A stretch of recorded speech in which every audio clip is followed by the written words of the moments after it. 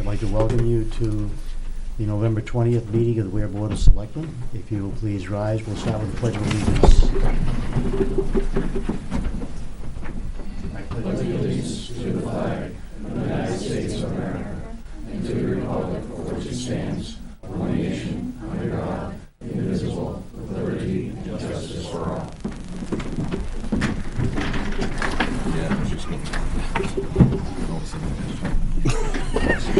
Amazing how that happens. 8 people show up.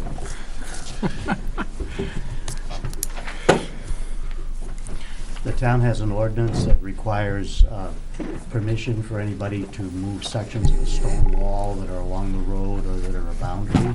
So our first item on the agenda is concerning the stone wall removal from a driveway on, is that Balch? Balch. Hill Road. George Merrill.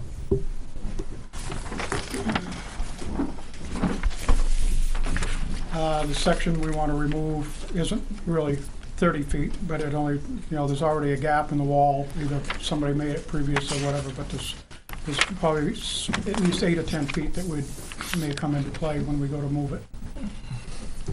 Now, this was referred from the planning board, who heard the same request on Thursday night and approved it. And so what you would want is to increase the opening to 30 feet. The permit calls for 30 feet at the road. Yeah. And by the time we get 12 feet off the road to go through where the wall is, it reduces down to 18 feet. So I don't know if we're going to even touch the end of the wall. But if we do, maximum will be probably 4 to 6 feet. Why don't we just say increase the opening to not more than 30 feet, and that'll give you some leeway. Say that again? To remove stones from the wall to an opening of up to 30 feet, and then that gives you some leeway. Yes, it does. Okay? Yep. Why don't I make that a motion? Is there a second? Second. Any other questions or discussion? All in favor? Aye. Aye. You good? Thank you. You'll see it now that we're going past. Next on the agenda are department head and committee items, and we'll start with our Department of Public Works Director.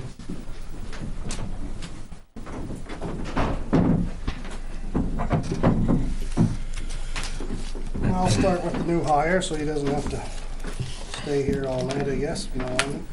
Public Works is still looking for 2 truck driver positions, and we have had somebody willing to fill one of those.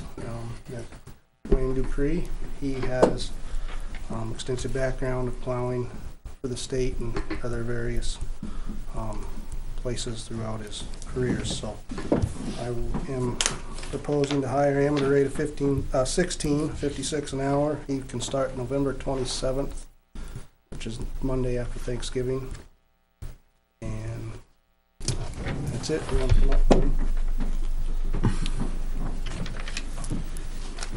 The reason for the non-public was to interview Wayne at 6:30. That's why we started 15 minutes later.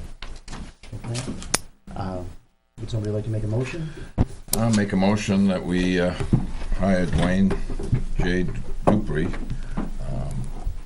soon to be of Weare, as of what, Wednesday, you sign the papers? Yeah, Wednesday we're supposed to go. Okay.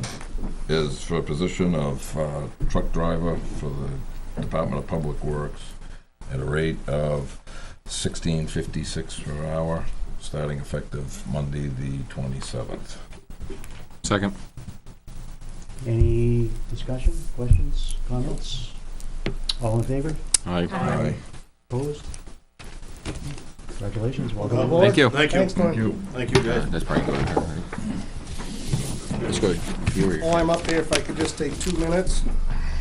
Take 5 as well. Okay.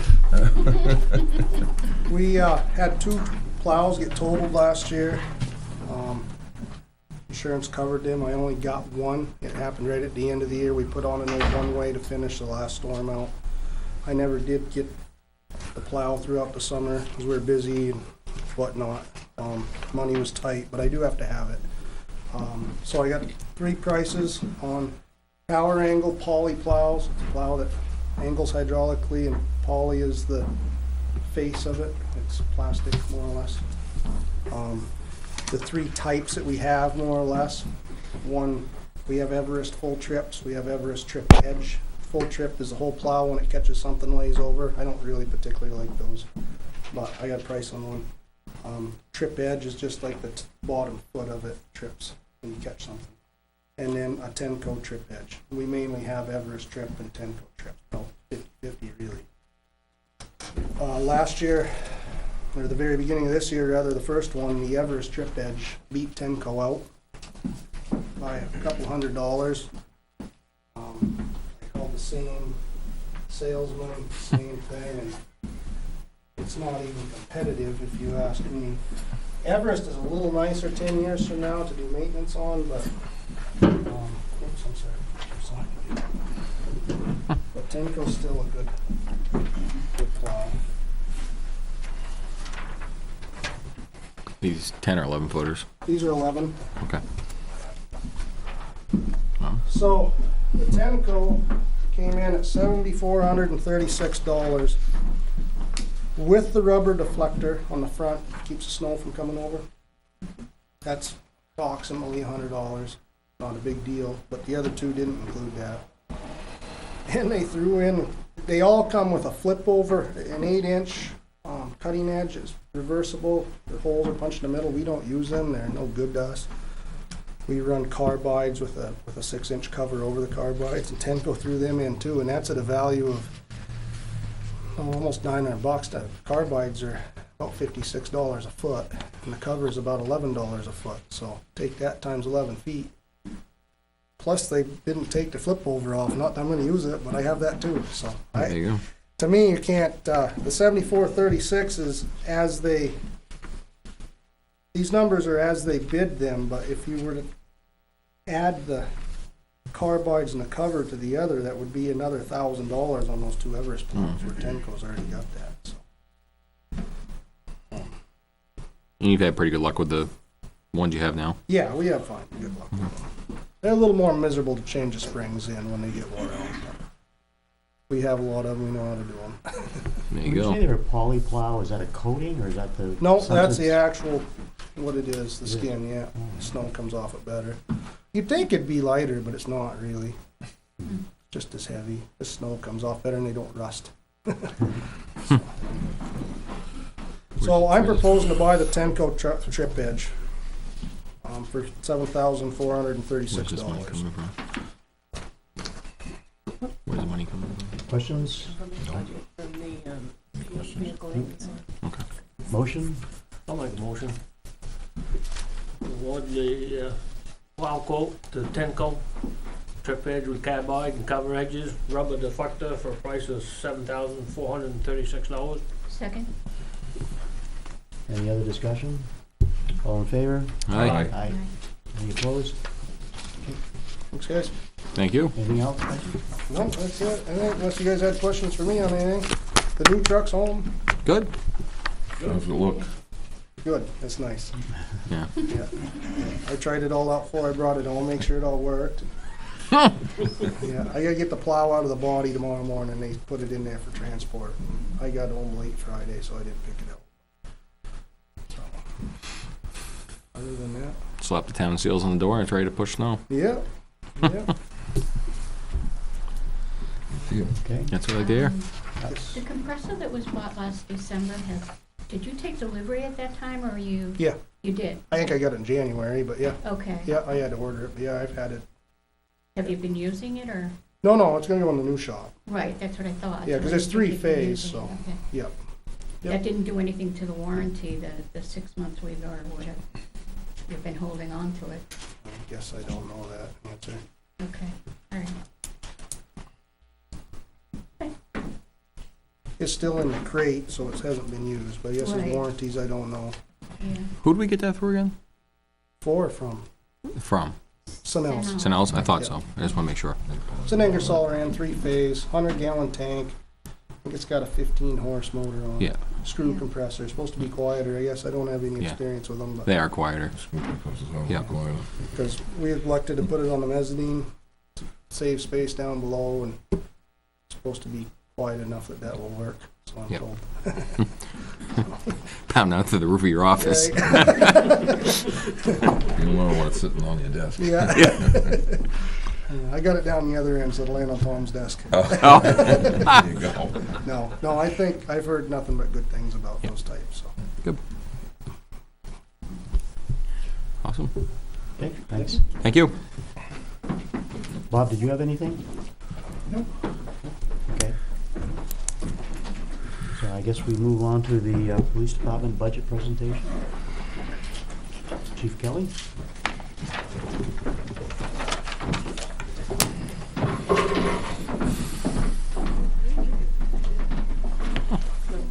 Thank you.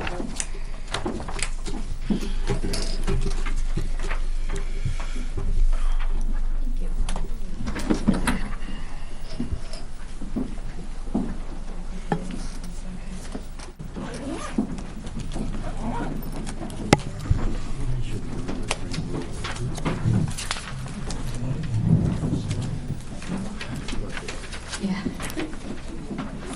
Just like anyone else,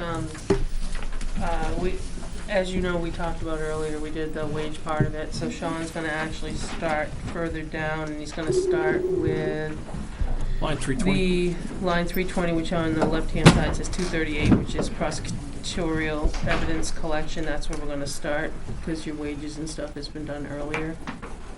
But we may have more of a discussion about that as we go on. I think We we probably should at least preface that to Sure. maybe shorten up some of the discussion as we go along. Okay.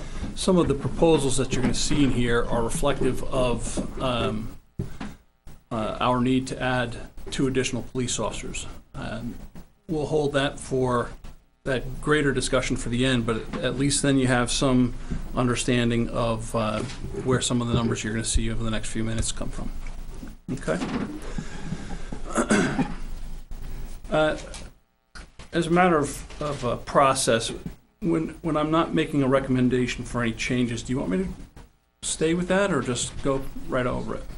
If there's no substantial change in the amount, you can just read it through it without stopping for discussion. Okay, so line 320, evidence collection, there's no changes. Line 324 is the police prosecutor. You've just negotiated her contract, so any changes there would be consistent with the terms of that contract.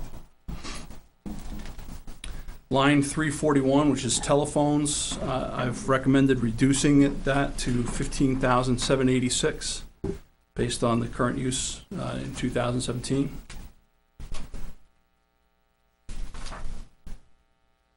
Line 345, which is dispatching contract with Goffstown, any changes would be consistent with the terms of the contract you've already signed. Line 390, which is police officer, or actually personnel recruitment, I don't recommend any changes there. Similarly with line 393, which is accreditation, no changes there. Electricity, line 410, reduced to $10,000, again, based on usage from 2017. Building maintenance, line 430. Let me have a second to get caught up on that one. Yeah, that's reflective of an increase to $7,350, which is a 5% anticipated cost increase. Line 522, as Naomi pointed out, there are changes in those first couple that this one should be included with, but then costs of life insurance would be increased based on whatever packages we came up with as a town. Line 530, the training line. This is the one that you're going to see the most, the first time that you're going to see a substantial increase. And this I've increased to $19,700. The reason being is in the past, the well, this past year, police standards and training changed their rules and allowed for training grants for specialized training that they didn't offer. And that was in their budget year from July 1 of 2016 to June 30, 2017. That has been cut from their budget. That is no longer available. That doesn't preclude us from needing that training. So the cost of the training that we need to send some of these newly promoted sergeants to and so forth is reflected in that change.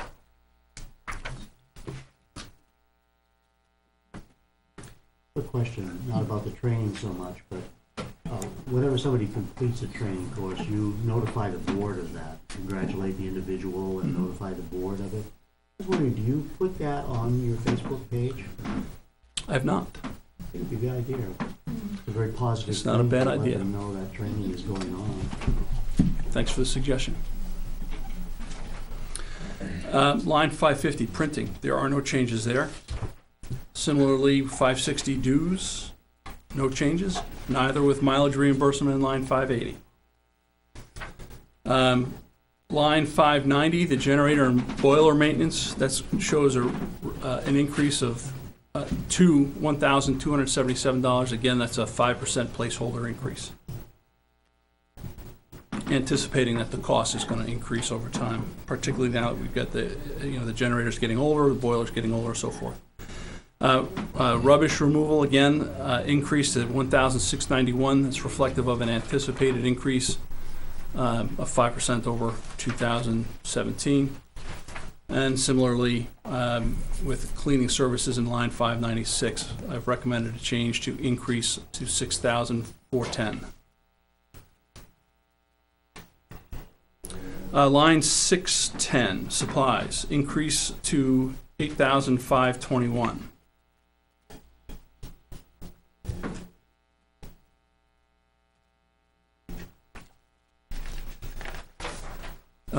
Line 615, body-worn cameras. You're going to see this is another fairly substantial increase. That's to $11,954.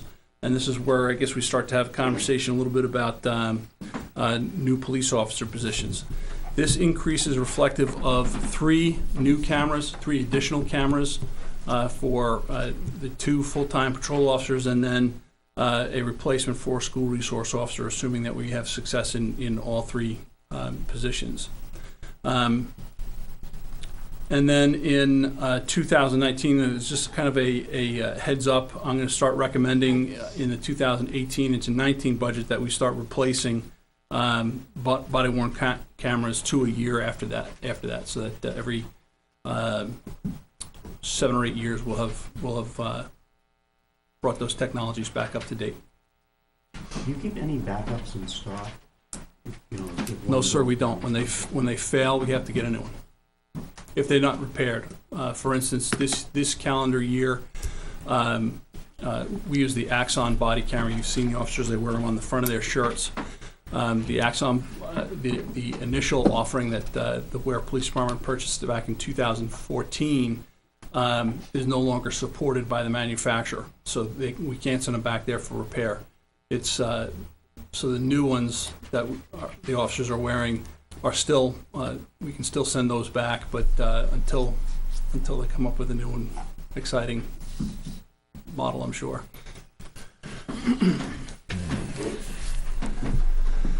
Line 616, computer equipment. Increase that line, recommended increase of $2,800 rather.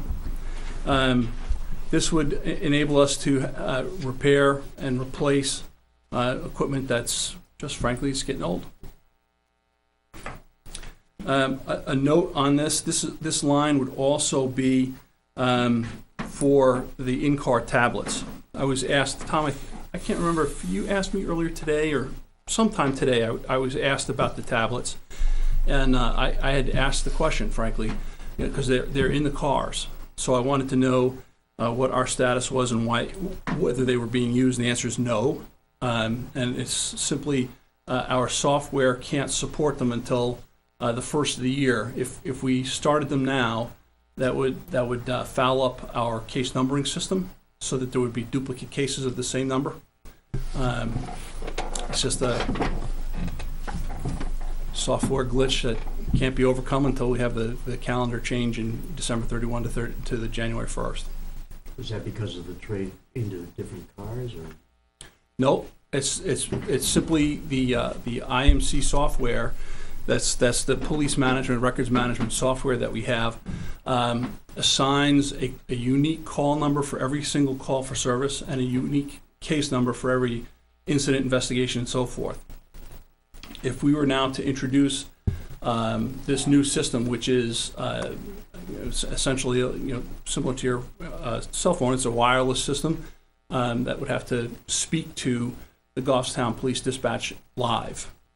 If we did that, the software would automatically start generating new case numbers, starting at number 1. And where we are in 2017, number 1 already exists. So we'd be creating duplicate call numbers, duplicate case numbers. So rather than go to the expense of having to have a programmer come in and deal with it, we'll wait 5 weeks. So it's a one-time issue. Supposedly. All right, so moving on, line 618, office equipment and furniture, no changes there. Line 620, office supplies, increase to 7865. Let me catch up with that one. That is based on what our expenses have been to date in this area, projected out to the end of the year, an anticipated 5% increase in cost of those supplies if they're bought again in subsequent years. 622, IMC maintenance, increased that to $9,858. There's a couple reasons for that. First is, my standings 5% cost increase, but also now that we've got those tablets, and that once they go into operation, they'll be operating off of the IMC system, and we have to license them, or continue to license them, I should say. The photocopier service, line 624, increased that to $3,691. That's reflective of the contract with the company. Increased postage to $705. That's, again, reflective of our usage to date and projected out to the end of the year. Line 634, or 635 rather, fuel for the fleet. I've got a number that I recommend increasing it to, but that's entirely up to you and the price that you negotiate with whatever vendor we go with for fuel. So this number is virtually meaningless. So I think I'm just going to pass over it. Yeah, we usually use the one price and then look at usage. Right. And inject that number into the budget for each department. Okay, and then fleet maintenance. If you'll recall, in 2016 into this year, we had initially budgeted $30,000 for repairs based on what we had seen in 2016 for the cost of keeping the aged fleet on the road. That was cut back to $20,000, and we've already exceeded that for this calendar year. So, not knowing what's going to happen with the warrant in March, I'm recommending that we increase that back to not $30,000 but to $25,000.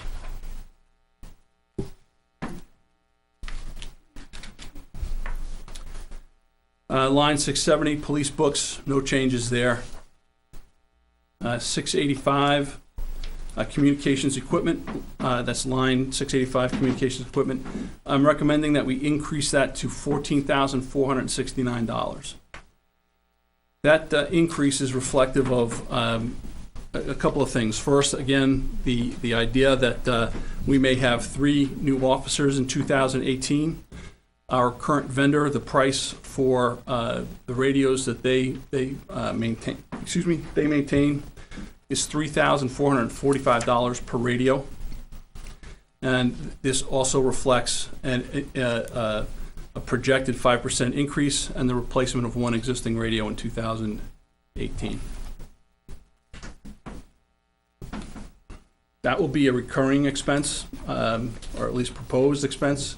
So we start replacing some of these portable radios one a year.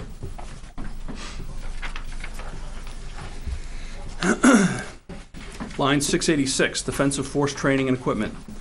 This one I've also increased this to $14,520.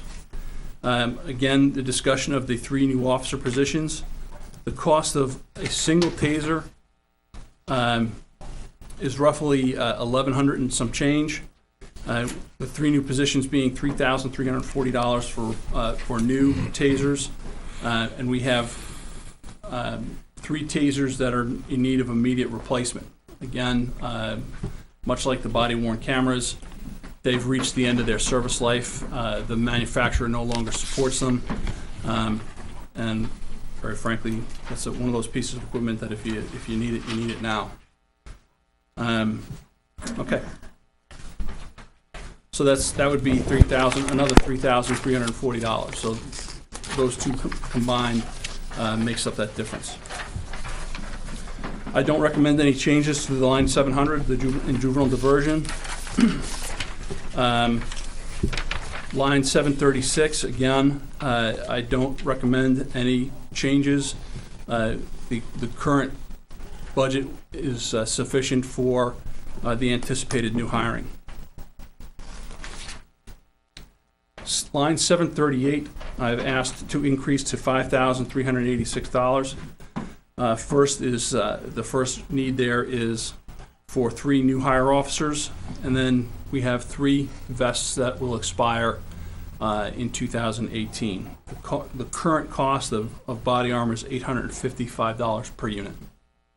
What's the life span of those? 5 years.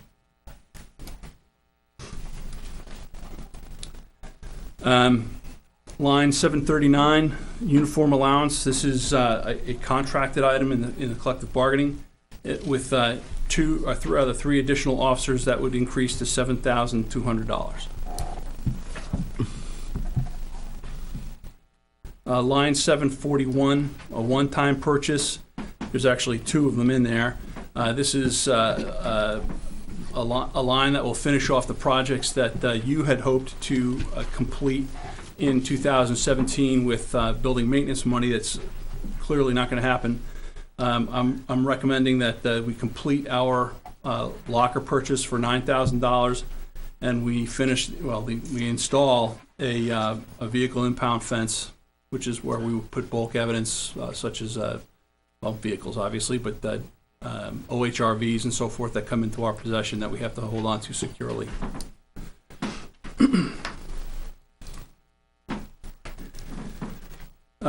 Now line 20-741,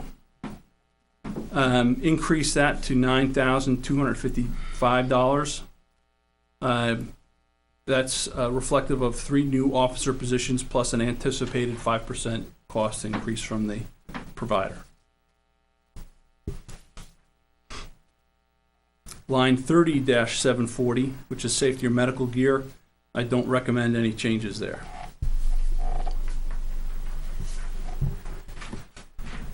You'll see there in your paperwork, line 80-440. That's a proposed new line with the hope that we are able to find language that would be satisfactory to our voters that would enable us in a warrant to move the cost of a cruiser into the budget. This is a recurring cost. It happens every year that we're going to need a new vehicle in order for us to have a fleet that's roadworthy.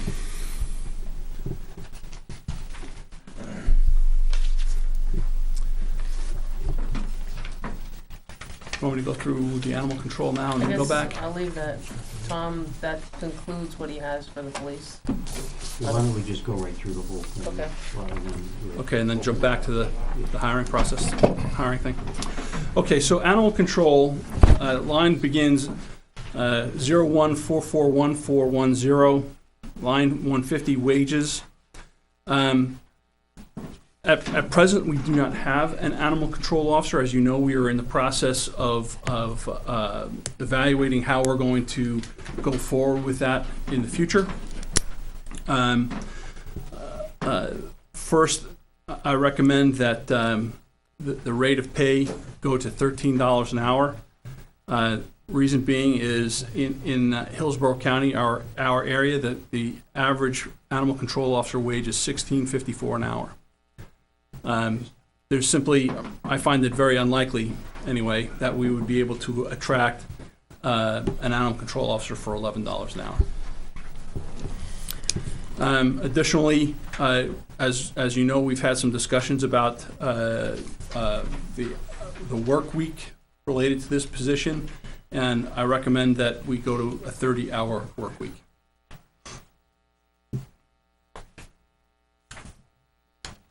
So that line 150 would go to $20,280. No changes in line 390. No changes in line 410. Line 530, meetings and seminars in the animal control budget. Again, depending on how we decide to move forward, if we attract a qualified animal control officer that already has the certifications, this is somewhat moot, though there will be still the need for retraining and recertification. But if we find an otherwise qualified person that needs certain specialty certifications, I've recommended that line include $1,000 for training that person.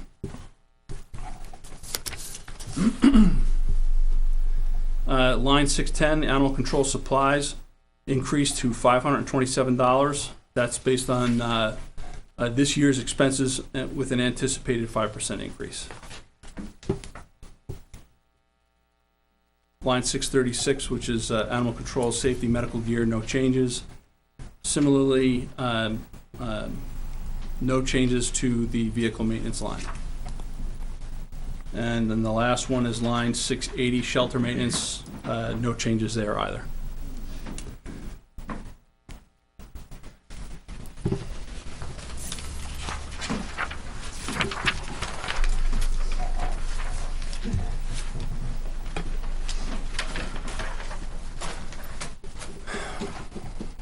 How do you want to? Well, why don't we address the change in presentation, I guess you'd say, because as you know, in the past, if there have been new officers proposed, they've come in separate with the total cost of the new officers. So I think that, that's bound to be something the board wants to discuss, so Sure. we'll be open with that. I have a question about the 3. Is that 3 new, or is that 2 plus the one that you don't have on staff that you're still looking for? That's 3 new positions. The authorized strength of 11 full-time police officers is not enough to meet the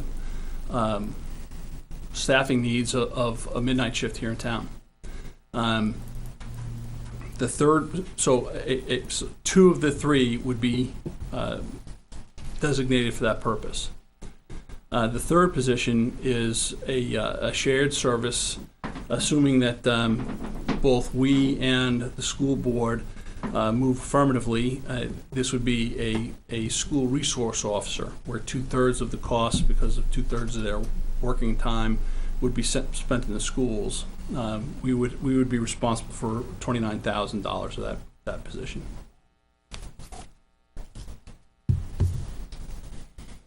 Questions, comments, direction people want to take with this?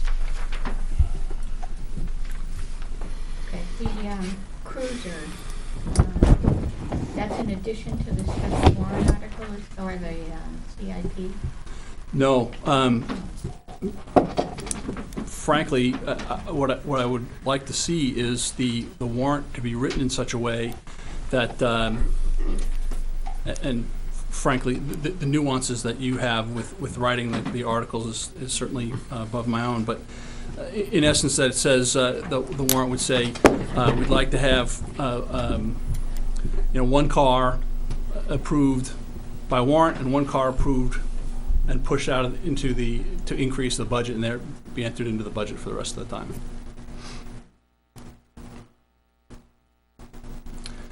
Badly worded, I know, Jan. No, I'm just writing down what you were, trying to tell me. Okay. Yeah. All right.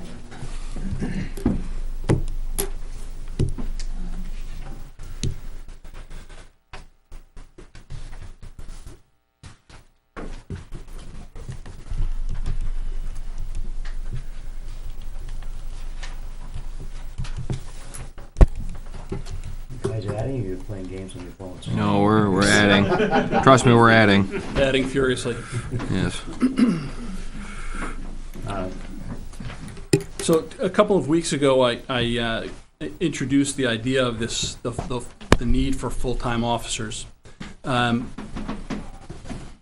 There is some substantial risk of me repeating some of those things, but I think that some of them are, now that we are in the budget process itself and we can start talking about numbers a little bit, I think they bear repeating.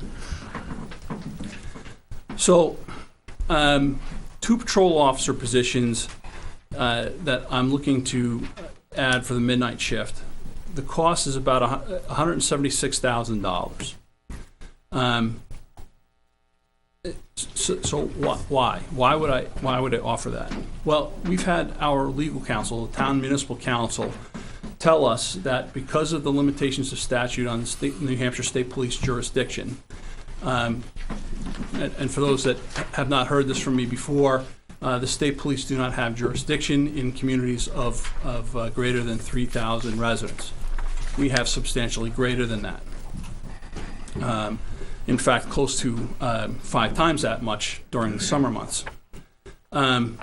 So to do so municipal council tells us that in order for us to meet the statutory obligation that would enable the state police to continue to offer services to us between 3 o'clock in the morning and 7 o'clock in the morning, we would have to have a written agreement that spells out our request for their services. And the state police very graciously responded that they would be willing to do that for us, but for the fact, because we are a town of this size and they do not have statutory authority, they would have to, the contract would include a charge. And the charge of a trooper to be here in town at the overtime rate, 4 hours a night. Now, when you look at the agreement, do you have a copy of the agreement? No. No? Did I give it to you? Okay. Okay, so the agreement is modeled on one that they are using around the state and with other communities that are in a similar situation. And what it says, in essence, is we will provide you this service. 1 trooper would be assigned to your town from 3 o'clock in the morning to 7 o'clock in the morning on overtime.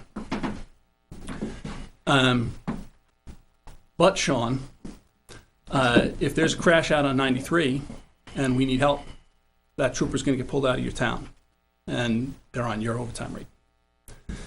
So that's so I don't think, frankly, that we'd pay for their time that they were over on 93, but for that time that now we're not getting coverage anymore. So the cost of that works out to be $109,000. The average trooper at the overtime rate. That is trooper rank. And I say that on purpose because if we enter an agreement with the state police, they have a little bit of an escape clause, but in essence, if they can't fill it with a trooper rank, then a sergeant or a lieutenant could come, and we would be paying their overtime rate. That's outside of our span of control. We ask for the service, they provide the service, and they charge for that service. Okay, so that's part one. We have a statutory limitation of how we can provide police services during those hours. Part two is, you signed a collective bargaining agreement last spring that calls for a minimum staffing on every shift of 2 police officers.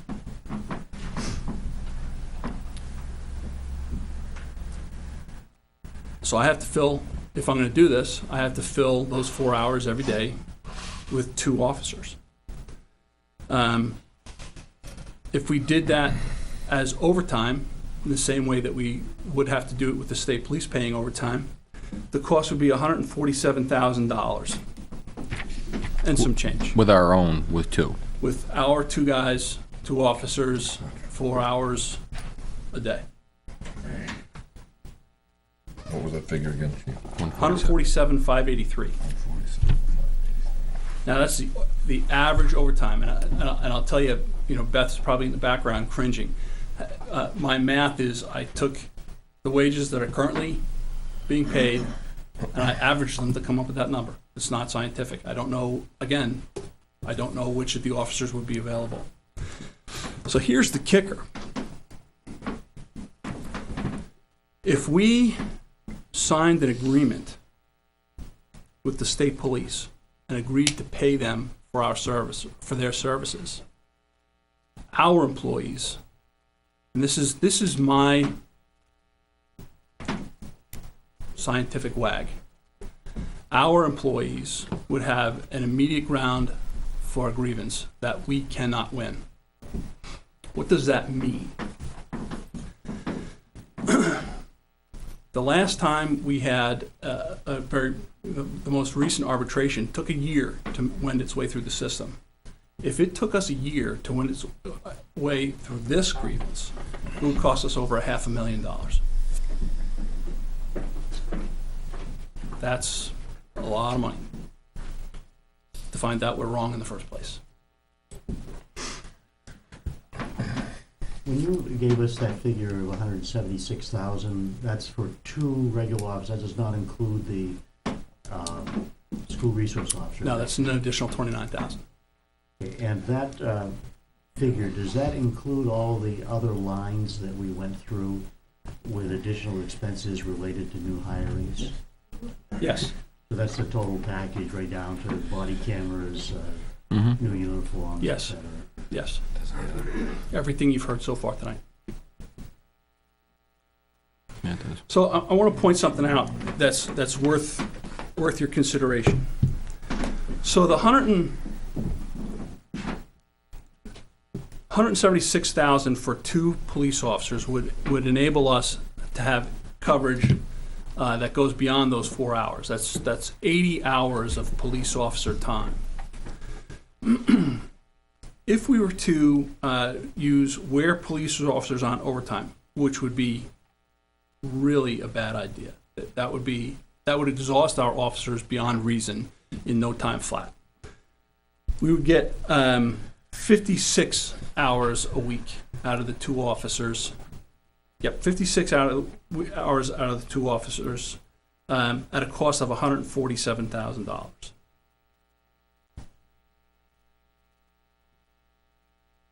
That pans out to the difference in terms of if you broke it down just by hours.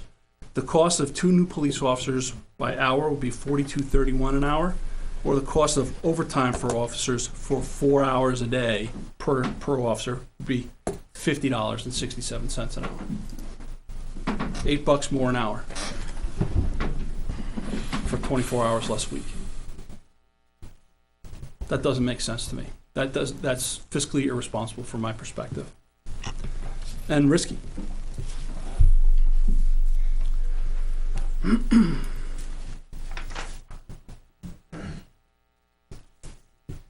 Right now, are the state police showing up when needed in that 3 to 7 a.m.? Thank you for asking the question, Tom. I was just about to go into that.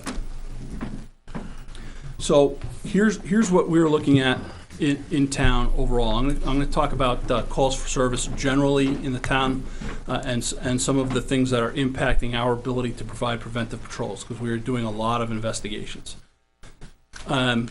when I ginned up these numbers, using the available numbers through our IMC, I'm projecting our calls for service to be up 7% this year. Not a huge amount. That can go up or down annually. Our forcible rape numbers are up 150% over last year. All sex crimes are projected to be up 33%. Aggravated assaults are projected to be up 50%. Burglaries projected to be up 17%. Thefts from buildings projected to be 7%. From motor vehicles, 44%. And car crashes are projected to be up 37%. That's the way it's averaged out over the course of the year. That's how I'm projecting it out to be the end of the year. Now, the state police in 2015, they responded to the town of Weare 135 times. In 2016, 137 times, and this year, I'm projecting based on the numbers they provided me today, so year to date, to 144 calls, about a 5% increase this year. So 7% increase overall since 2015. What are those responses at that hour? That can be anything. That can be literally anything.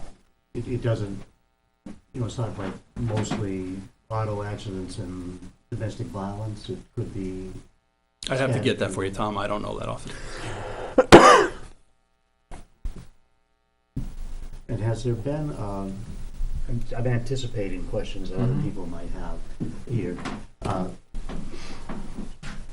Have you gotten notification from the state police for giving them a cutoff date if you don't sign an agreement with us? I don't. No, I don't have that. But you feel it's coming? I can't answer that. I do know what their staffing levels are in Troop B, and I know what they are across the state from my conversations with them. The state police is a fabulous organization that's being bent to the breaking point internally. They just, Troop B, the last time, if I remember the number right, they were down 22 trooper positions, down to 22 positions, and they're supposed to be at 38. And they're getting 2 by transfer and get additional troopers in by hiring through the budget process this year. But that will only bring them up about half of what their vacancies are. That's just Troop B.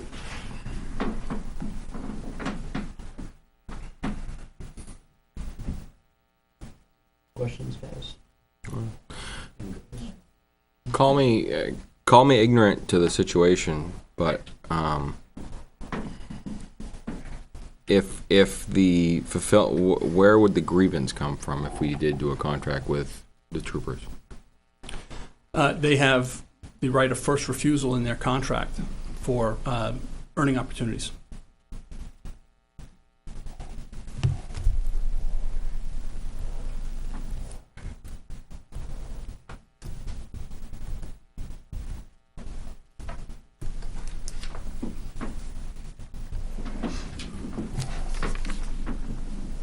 Okay, I'll continue. Line 595, 596, 345, 622, 624. Those are all contracted items. How can they go up just averaging and adding 5% if they're contracted? 590s. Anything that's got 2 asterisks next to it, other than the 324 prosecutor, because I know it's a contract. But as far as dispatch, we added another 5%. What is the actual contract number on that? I mean, I thought. I don't think I did add a number. I may have, but that was a placeholder because I didn't know the dollar amount. Okay. I think Is it year to year? I think we just have to call them and double check what the number for 18, I think. All right. So those none of those contracted services go past It's just a placeholder 2017. With the anticipation there could be an increase of 5%. That's right. It's a yearly contract. But they're yearly contracts or not? There's nothing past the 17 I mark? have to check, because the fire department also has a contract with Goffstown. I'm not sure what theirs is. So I'd have to just get that from Goffstown and double check. Okay. I can tell you the photocopier service, that is an agreement that has been signed for the new one. We could do Yes. that one. It's actual right. IOC, I mean, the ones with the stars, we're gonna have to fine tune, it's just a placeholder, I think, is what we talked about this morning. Well, I was thinking if they're longer than 1 year contracts, then there should be actual numbers, not 5% guesses.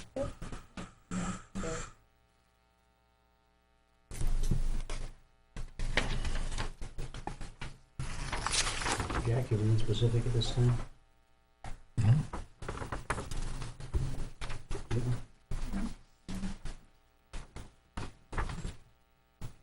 Chief, what's our current deficit in officers as we speak for the 11?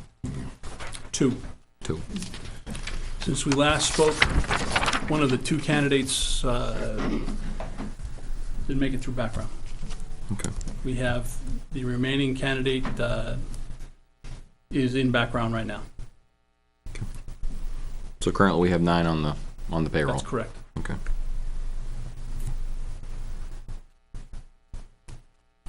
And if this 3 new officers goes through, are we anticipating the same hurdles and issues that we have now as far as trying to get these people vetted? So it could be theoretically, if the 18 budget goes through with 3 new officers on it, in theory it could be 2 to 3 years before we get those positions filled. I mean, that's I mean, since I've been on this board, we've never been at full staff, and that's 3 years coming. So That's correct. I'm just thinking out loud that could not happen. That is a real possibility. Okay. The risk though is, what if we don't budget for it? Right. No, and I understand. I understand the rationale behind it. I do. But I'm just trying to put it all together in my head. One of the things that we did last year, as you know, is when we met with Finance Committee and we knew that there was going to be a block of time before any new officers could come on duty, we made allowances within the budget that was proposed for that. I think that, you know, we anything from up to June 1st or something, or July 1st, one or the other. Because we didn't think we would have officers to be paying during that time, so we were able to. That's something we could take into consideration if when it gets closer to the deadline for our meeting to put together warrant articles, depending on what your situation is, we could look at that as a way to approach it. I think the big thing here that the board's going to have to discuss is how we present the inclusion in the warrant of the new officers. Whether we include it as you have here, or whether we separate it out and it was something that's going to be a major discussion of the board, I'm sure.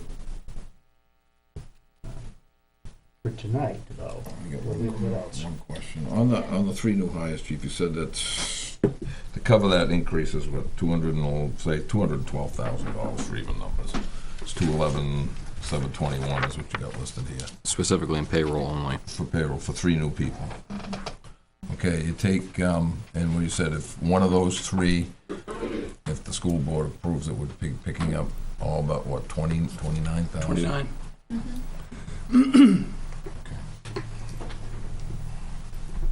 So it's 176 for the 2 full-time midnight people and 29 for the school resource officer. Would you be taking an officer that you currently have for this, for the SRO? Seeing that school will be starting, you know, I mean, you'll only have 3 months at the end. Yep. And then you'll have September. Yep. Would you be taking an officer you already have, putting him on that duty, or Not if we have, this is, projecting out? yes. Okay. That's- Not if we have patrol vacancies. I mean, that's the rule. I mean, if But there's would they be the ready open for the vacancy, school there's, year? what's that? Would they be ready for that school year? If the dominoes fell on a nice neat row, Jan, Okay. that would be, yes.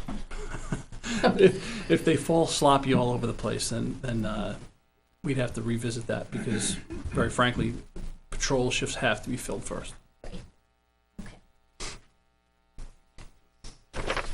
Just to clarify, that number in line 113 isn't just for new officers, it also includes the raise that was negotiated. That's correct. So, that's why it doesn't come out to 176 plus 29, because it includes the whole department, the whole union contract. That's right. Just wanted to clarify that. Chief, line 116. 15 expenses 0, 16 expenses 0, 17 expenses 0, and we've more than doubled the line for the 28 proposed. Can we expand some light on that? Could you repeat that? Line 116. Pardon? Line 116. Well, it's Police Department line 116. It's line 226 on the spreadsheet. What we did, I guess I can answer that. On FICA? Nope. The Nope. secretary part-time. Secretary What part-time. we did is, if you remember last year, we opted to hold that position off as one of the positions that we weren't gonna fill till a period of time. Okay. I believe that number there represents getting somebody on board for January to December. Part-time secretary. Right. Because we held it, we deferred a lot of hirings Mm-hmm. for the 108 that we came up with. Right. So that, I don't remember the exact date we talked about, might have been July or August. But that's why that number was shuffled there, because it was deferred. And the number you're seeing there is for 12 months. Okay.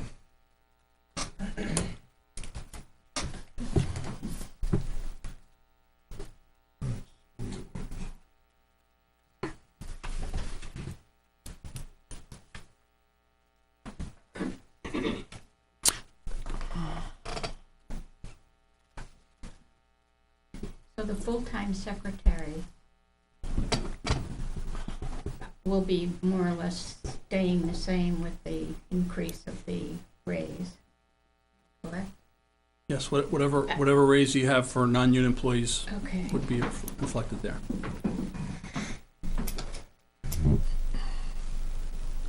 But the increase here was from last year's raise. Yeah, because it wasn't effective until April 1st. It was only 39 weeks, so you're looking at a full 12 months.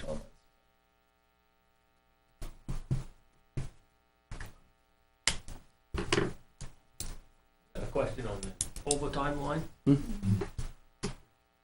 Being it keeps going up and up and up and up and up, but you're still holding it at the 100,000. Why? With an increase in the number of officers, there'll be less shifts that will need to be filled with overtime.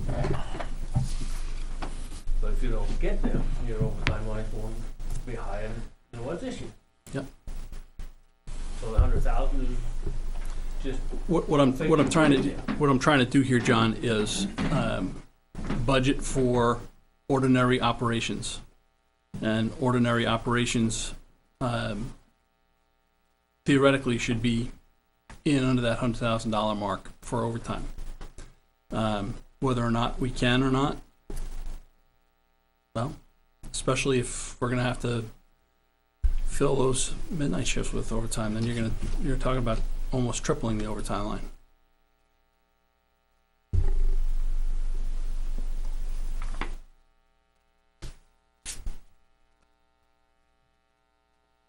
Chief, you said to go along, to kind of go off with that one, for the overtime line, you said we're seeing a 7 to 10% growth every year in call numbers. Is that correct? Yes, 7% this year. Okay. And last year was roughly the same, I'd say. I don't recall. Okay. I guess I just question of, we're about at the same number in 2015 as we are in 2017, with approximately 6 weeks to go.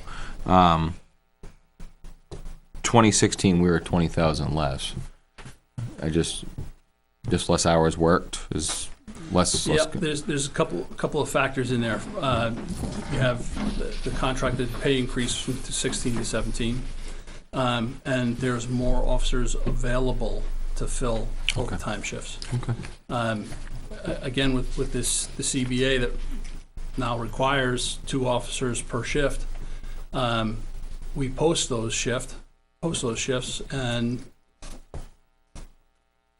They get taken. they get taken or not. Okay.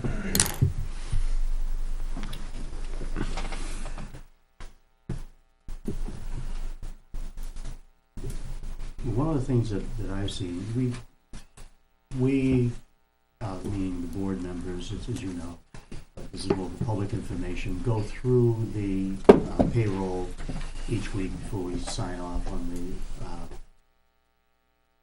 the vouchers for the manifest. And the 2 concerns I have always, are, well, is this affordable? But even more important, how does it relate to officer safety and the safety to the public, depending on the number of hours? And I think that the total number of hours per officer is very workable. I don't see a lot of weeks when a particular officer has so many overtime hours in that officer is a danger to him or herself or to the public. I think that's a key issue. The dollar figure, of course, is important, but that, to me, was something that we dealt with regularly over the years of seeing people put in so many hours that they were really endangering themselves and others. And I don't see that. So yes, we are at that 140,000. I can remember it being double that in the history of the department. And I can remember outrageous hours where the person truly was unsafe to be out there in a vehicle with a firearm. And I'm not seeing that. I think that probably a 20-hour overtime is more or less where it maxes out, except on rare occasions. And many times it's anywhere from 4 to 16 hours of overtime. Thank you for recognizing that, Tom. Than for Yeah. us. We all see that, but it is a change in the department, and it's a healthy change, because even though we're having the overtime, it's not creating a hazard, in my mind. And I agree with you, and that's why when I was asked, I said that I post the overtime that's called for in the CBA. Frankly, my peers around the country would be ordering officers in to fill every one of those vacant shifts because the contract says they must. I'm not saying that every chief would do that, but unfortunately, as I've traveled around the country doing this work, I have seen that be the case. And that flies in the face of every possible safety and longevity characteristic that we would be looking for our employees. I did some work in the sheriff's department. I won't tell you where that over the period of 30 years they had a suicide a year. And when we did our study of that particular office, almost unilaterally, every single person that we spoke to talked about forced overtime being the stressor that led to so many of the deputies committing suicide. So that was a lesson, learned, for me, the easy way, but for somebody else, an awful way.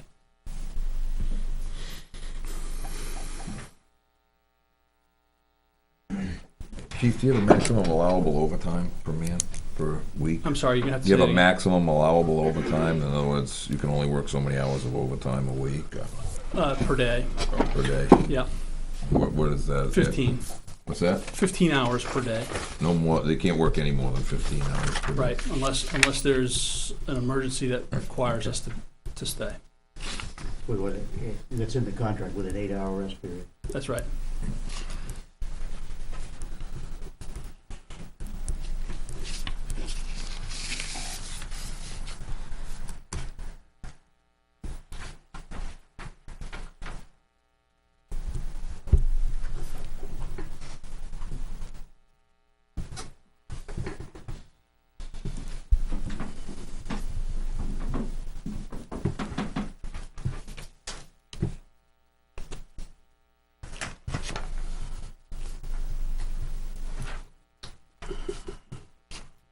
guys we want to discuss tonight?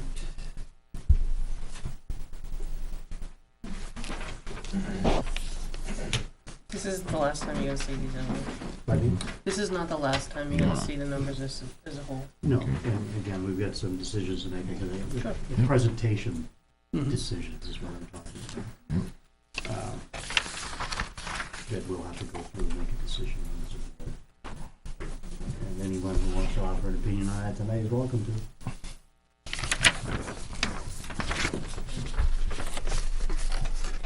What was that, Tom? What's that? What'd you say? I just said anybody who wants to offer an opinion on any of this tonight is welcome. Because I'm sitting here saying, come on, guys. There's nothing right now.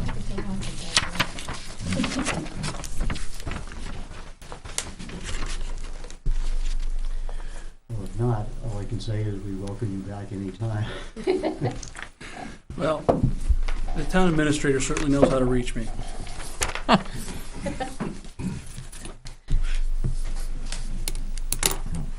So are we all set with this phase?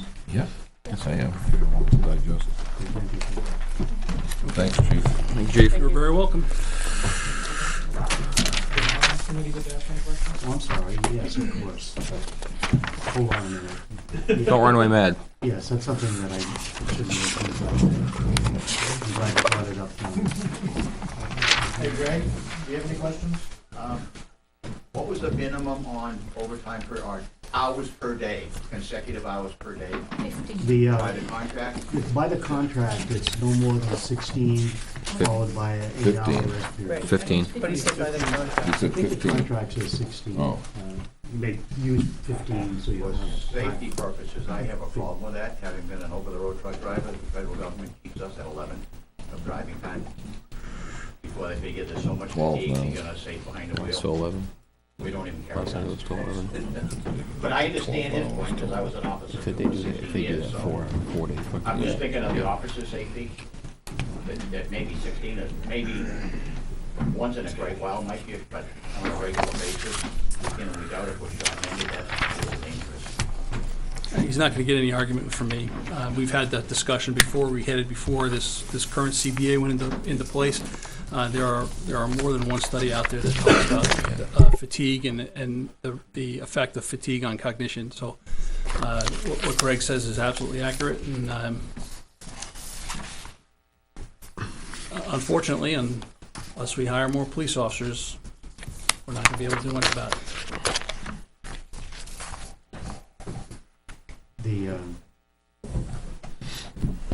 All I can do is just say what the contract says. It does say 16 hours with an 8-hour rest period.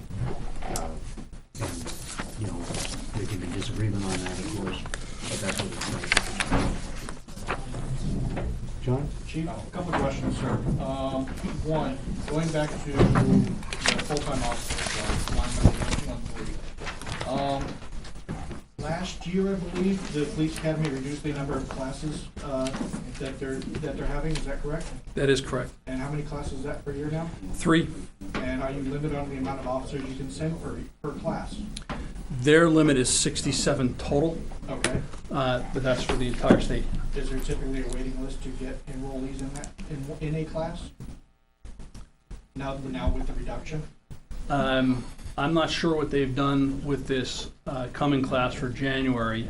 I'm pretty sure it's full, Okay. but I don't know if they have a waiting list or not. Do they have, When they let's put it this way, when they first enacted this new format, they had substantial waiting lists. okay.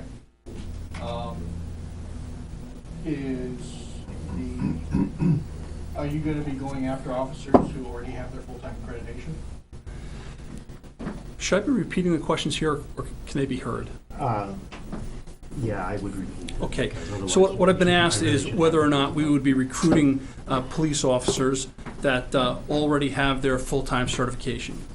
And the answer is yes, we are interested in lateral transfer police officers, but you have to understand that every community is unique. A police officer that may be wildly successful in Manchester may not be as successful here in Weare. Our recruitment process is very selective and is reflective of this community. So while I encourage lateral transfers whenever we can, in fact, our most recent hire is from Virginia. He fit the mold that we were looking for. We'll continue to hire the best qualified person for this community. And using that particular officer background as an example, being out of state, would they still have to go through the academy? They have to go through a review process. Some police academies are accepted automatically. Okay, Others are not. so there's a reciprocity. That's right. Okay. They may have to simply take the law package. In this case, Officer Blake just attended the law package, and he was able to complete a test that he tested out of the rest of the academy. Okay. Some police academies are not accepted by New Hampshire, and those officers would have to go through an entire police academy again. Okay, where I'm going with this is my concern is if you do get, if you are successful in requesting 3 officers, are we even gonna have the capability of sending 3 officers in the next year for training? Moving on from that one, your line number 150, part-time officers' wages. In 2017, you expended $0. You're budgeted 10.5. You're asking for a 10.5 increase, bringing you up to 21,000. I may be incorrect in this, but I thought last year your goal was not to have part-time officers. Why the increase? Just, again, if we could just repeat that. The Okay, question's so concerning the what part-time I've been officer asked line. is why the increase in part-time officer wages. And I'll be darned, Naomi, I think that we were cutting this one after this afternoon's meeting. Weren't we reducing or keeping that at the 10.5 for one position? I simply don't remember. One part-timer is 21. One part-timer is 21, is that what the Per contract year. is? For a full year. There you go. Okay. Are you still going to recruit for a part-time officer? We continue to, every time. Every time we recruit, we're looking for part-time officers. And in fact, we've just gone through a process where we had a full-time certified in another community apply part-time. And that officer's chief begged him not to come. Okay. Next item, down towards the bottom. Line number 660, vehicle maintenance and repairs. You're asking for a $5,000 increase, bringing your proposed up to $25,000 for the year. This year you've spent a little over $20,000. Presumably a good chunk of that was on the Crown Victoria and the R1, I believe, the Expedition. Is that correct? There were the question was asked about our fleet maintenance budget that after last year's last-minute cuts was reduced to $20,000 from $30,000. Why am I increasing it to $25,000? And then where did the bulk of that money come from in the $20,000 that's been spent so far? Where was that money spent? So far. Yes. Yep. Well, as the 3 chargers that we did get approved in this year's budget, the last one didn't come online until the middle of September. The first one was about the 1st or 2nd week of July. The second one not until August. So the bulk of that $20,000 has been maintenance of the vehicles that we're replacing. Okay. And those vehicles are no longer in the fleet. They've been sold just this past a couple months ago. That's right. You currently have 2 Crown Victorias left and the ACO car, which is on a separate budget altogether, correct? We have the ACO car, Crown Victoria, 2 Crown Victorias, that's correct, and a Ford Taurus. Okay. The majority of your repairs were on the vehicles that are no longer with us. Why the increase in the maintenance when we have 3 brand new cruisers that are the primary fleet vehicles right now, what I've seen? When basically you told us that the maintenance would go down with the advent of these brand new vehicles. Why the increase? Yeah, there's I'm stumbling, I'm sorry for that. Last year, I had budgeted for $30,000, which was gonna be $30,000 less than we spent on maintenance. And that, the new $30,000, in other words, the $30,000 less that we were spending was going to be for the fleet that we currently have. At the last minute, additional monies were cut from the budget at town meeting, and that $30,000, which was by our best estimation necessary to keep this fleet running through 2017, was cut further to $20,000. Okay. I can only hope, maybe wear out my knees praying, that we'll get the additional cars in 2018. But the fact remains is I still have 4 cars that are aged and in tough shape. They're gonna have to be maintained. But currently they're not as utilized as they were before the charge. No, they're came not. online. No, they're not. Okay. Can I just to add too, is, we didn't get the new cars until October or September, Correct. so we And got, that's actually my point, is we spent Okay. $20,000 between March and October. And now we've got 3 new vehicles that hopefully need substantially less maintenance because there's a warranty involved. right, but and you they're in better got, you condition. get winter tires and you've got some other things that you have to get for. What we I did- can understand winter tires, but not. Yep. What we did last year, $25,000. what we did last year, I think the reason that was reduced was because the warrant article was phrased in such a way that if the article for the new cruisers was approved, that the maintenance line would be reduced by the $20,000. I think that's where that came from. And, we can look at that again this year as a possibility, because again, as you're saying, it would substantially reduce it toward the end of the year. It wouldn't reduce it for the full year, because we're going to have those 3 or 4 old vehicles to maintain until new ones come in. But as you're right, they won't be used as much, Yeah. so there'll be less wear and tear on them. So we can work with that figure. Right, and the risk, John, is that if those cars fail, and, one of the new cars is in for, routine preventive maintenance, Yep. I don't even have a horse I can ride. I understand that, I wanted to fully understand where you're Sure. going with that. I get it. Thank you. Just a minute, he's got a few more. One last question, and I'll let somebody else jump on the soapbox here quick.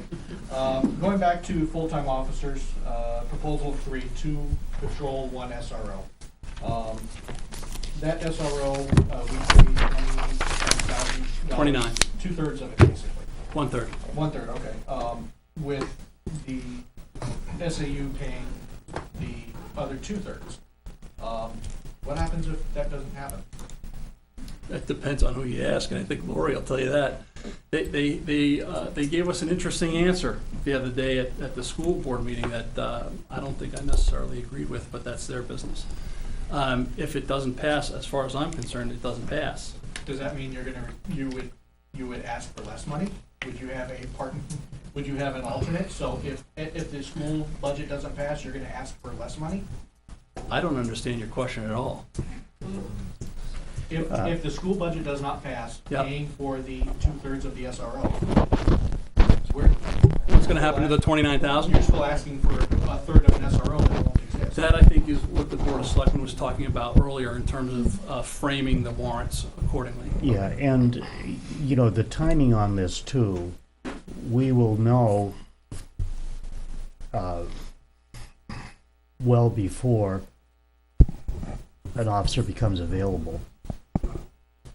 In other words, probably the school resource officer would be, and I don't mean it's a low priority for the schools, but as far as staffing our department, would be more inclined to put the patrol officers out there first.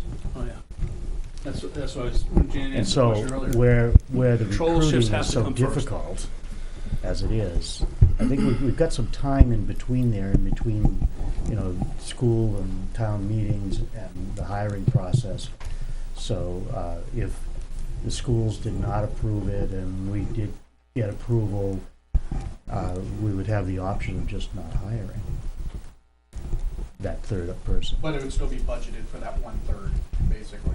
Yeah, well, what we do, it's budgeted for the full, correct me if I'm wrong, but I think it's budgeted for the full thing, and then we're reimbursed by the school district. So the budget would not reflect 29,000, it would reflect the full salary, and then the school district reimburses the town because the person gets the check from the town, not from the school district. So the budget would not be this number, it would be higher than this. I didn't put the budget together, we're gonna blame this all on Beth. That budget is 6 months of an SRO and 9 months of 2 full-time officers.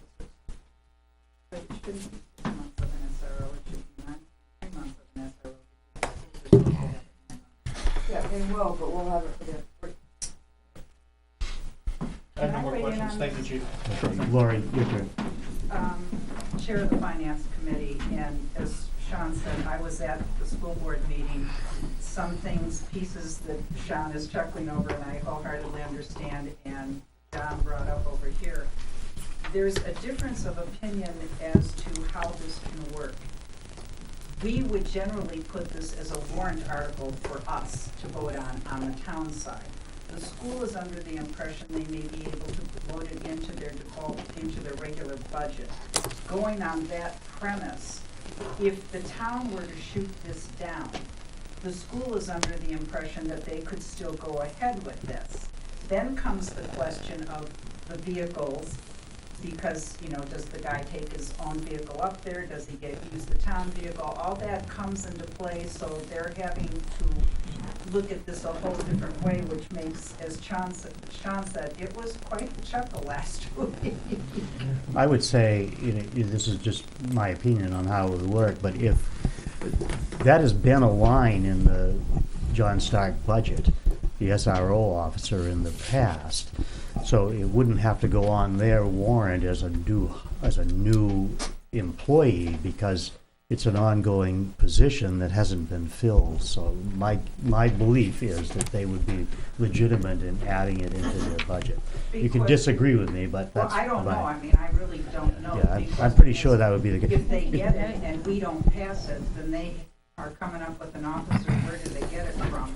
And number two, the last 3 months, it's not gonna be here if we shoot it down, and I think, I'm not sure everybody's hearing what you're saying, Lori, but I think it's gonna be a very interesting challenge, because my understanding is if we say no, that means no. So, I and don't, Neil's looking at this. yeah, so that's, it's an interesting question. Yes, it is. Chief, Yes, sir. on that same point, saying the school resource officer would be where, at the high school? That's, yes and no. I would expect that they would spend a substantial amount of time also in the middle school and make appearances at the elementary school. Now, as far as the high school goes, whereas it's a cooperative high school and that some of the money comes out of Henniker, is Henniker gonna weigh in on any of this as far as putting a school resource officer down there? I'm sure their school board is going to be. Well, it's the same school board. I mean, as far as the John Stark. Then their school board's going to have to have a say in it. I don't think the people of Weare, Henniker, have an opportunity to weigh in on your budget.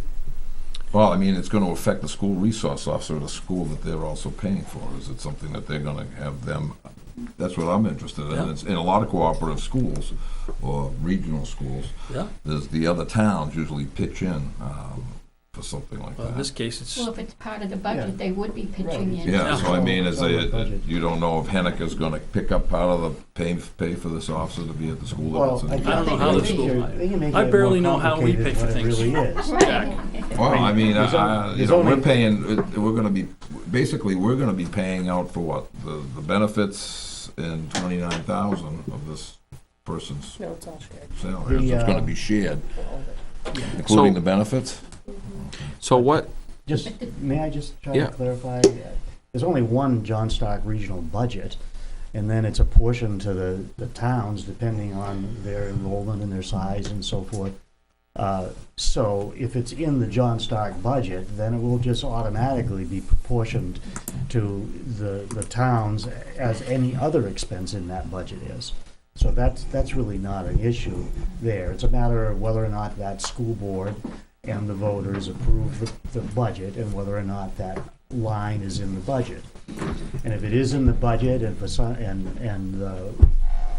our town warrant turns it down, then they would have a responsibility to not spend that money. And Lori and Frank, I think you both were there, not at the risk of throwing a bag of dirt in already muddy water. I think it was their intention to divide their 2/3 equally between the Weare School District and the John Stark School District. Again, that's their. See, now, and that was gonna be my question, was what school board did you guys meet with? It was the We Weare, met with the Weare School Board, okay. However, they did say it would encompass, and you guys can correct me if I'm wrong, but I did talk to them afterwards, all 3 schools. They said Center Woods, Yeah. Middle School, and John Stark. Okay. So how they plan to do that one? That does complicate That's- it because. that's on their side. In the past, the SRO has been strictly for the high school. Yeah. So that does complicate it as far as the distribution, but I can't answer that. but that's on the school boards, not on us. Going along that line, this 29,000, what does that include? That includes the town of Ware's 1/3 of the cost, including wages and benefits. Because we would get the use of that officer when school was not in session. That's right. Okay. Or if police needs required it? Right, and that's the conversation. So the question from the audience is, or if the police needs required of it. And the conversation I've had with the superintendent has been that if there was an emergency in town, we would call on the school resource officer to respond and help us mitigate the emergency. And if for whatever reason an officer was out for whatever, for an emergency, and you needed another body based on contract, would that SRO go pick up a patrol officer at that point? I don't think we would be able to do that.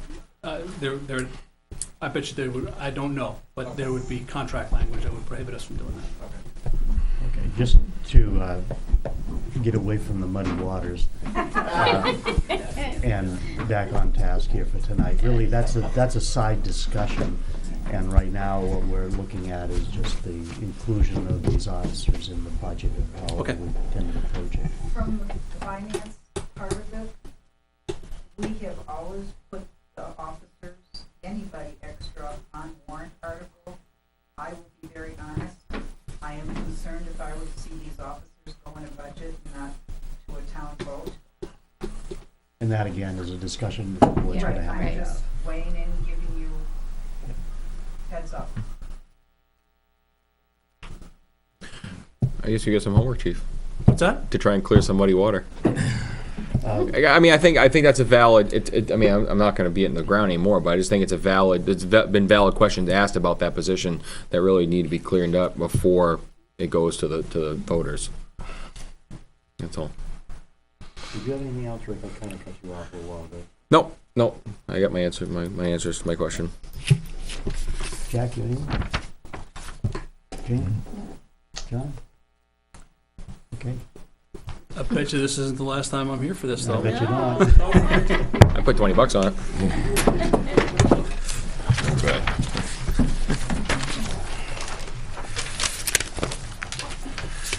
Thank you both to Naomi Bolton and Beth Rouse for all the hard work that they've done on my budget. I deeply appreciate it.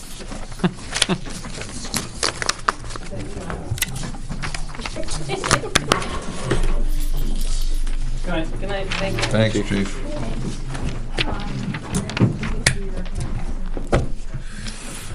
Okay, next is the SEDS project discussion. I don't know if we need a lot on that because the substance of it didn't change from last week. No, we just changed the goals and I took draft out of it. And I made it double-sided so it's not too easy to paper. Nice. So just, So basically, we just changed, I had 6 goals, and Tom has helped refine it so that there's more to the point. And so on the River Road one, there's 3 goals, and then on the communication one, there is 2.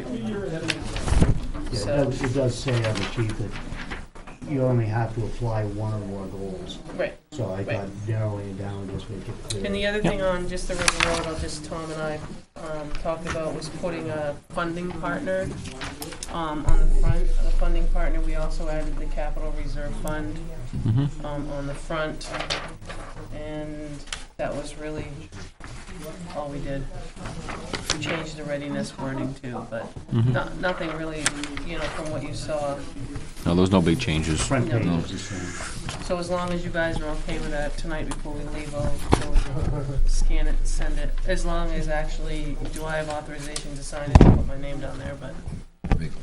Make a motion, we allow the town administrator to sign the 2017 SIDS project nomination forms for community improvement enhancement for the communications system and for the River Road reconstruction.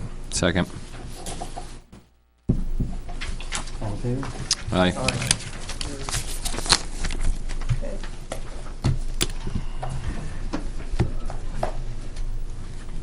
Minutes.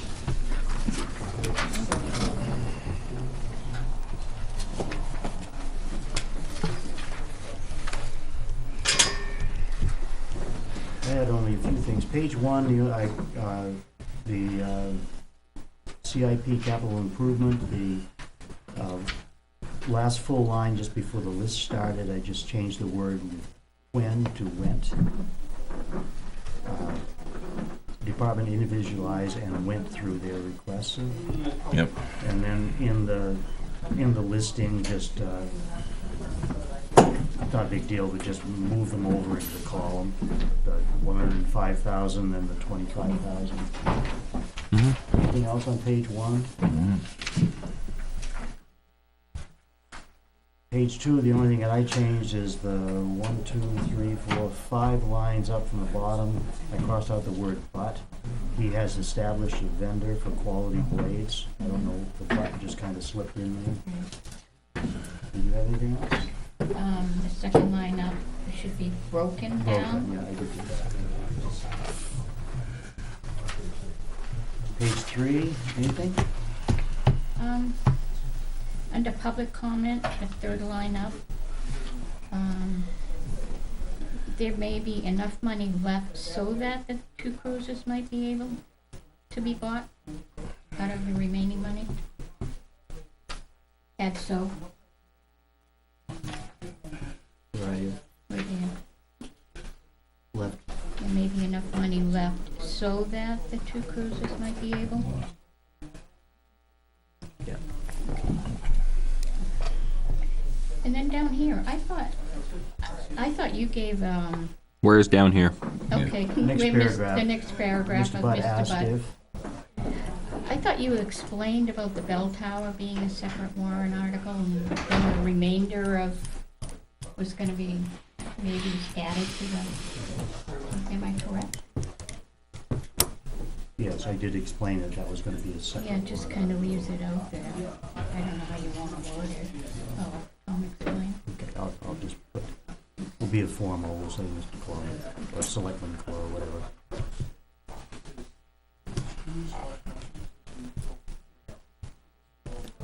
Yeah, I was just writing it.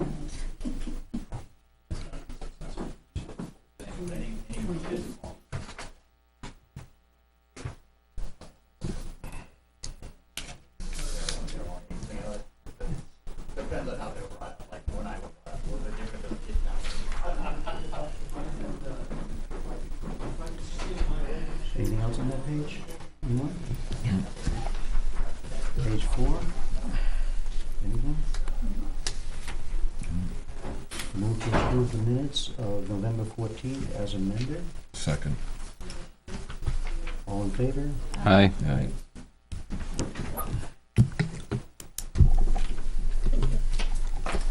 Manifest.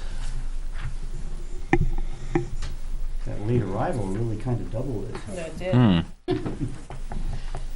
Well, on the minutes, Frank, were you here last week?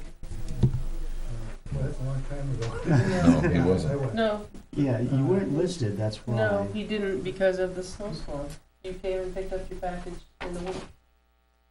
For the CIP package. Yeah, it's not lost. Yeah. It was Dick was bad here. weather. Yeah, Dick was back by Oh, himself. okay, I didn't wanna leave you off, but, See, we're keeping track of them. okay. Thank you. You're welcome.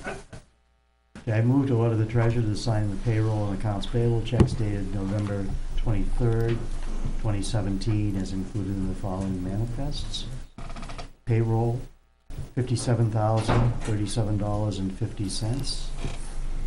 Accounts payable, regular accounts payable, $42,470.56.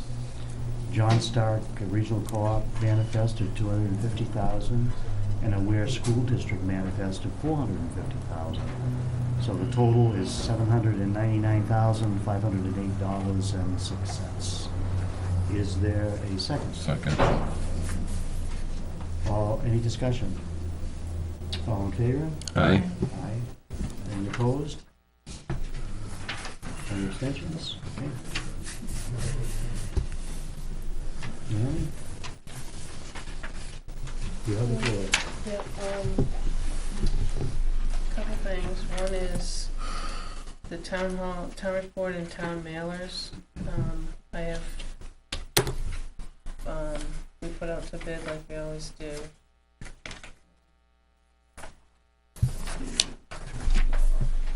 4 and 5. I reached out to 1, 2, 3, 4, 5, 6, 7, 8, 9, 10, 11 places. They're kind of all over the map. Some of them never replied. One email stated that they're going to pass on the bidding. You have the one from, and some bid on just part of it, and some bid on, both pieces together. 3 of them bid on both pieces together. 2 bid on just the mailer, and there's quite a bit of difference in those 2. The one that we've always used for the last 3 years is Brayshaw and Warner. I can just tell you that they've been good to work with. We've got them ahead of time. They've been out. We're not worried about them. They are located just up off exit 6, so it's pretty easy to get to. So I'm looking, because they were both the lowest in both categories, and looking that you award that to them. Make a motion?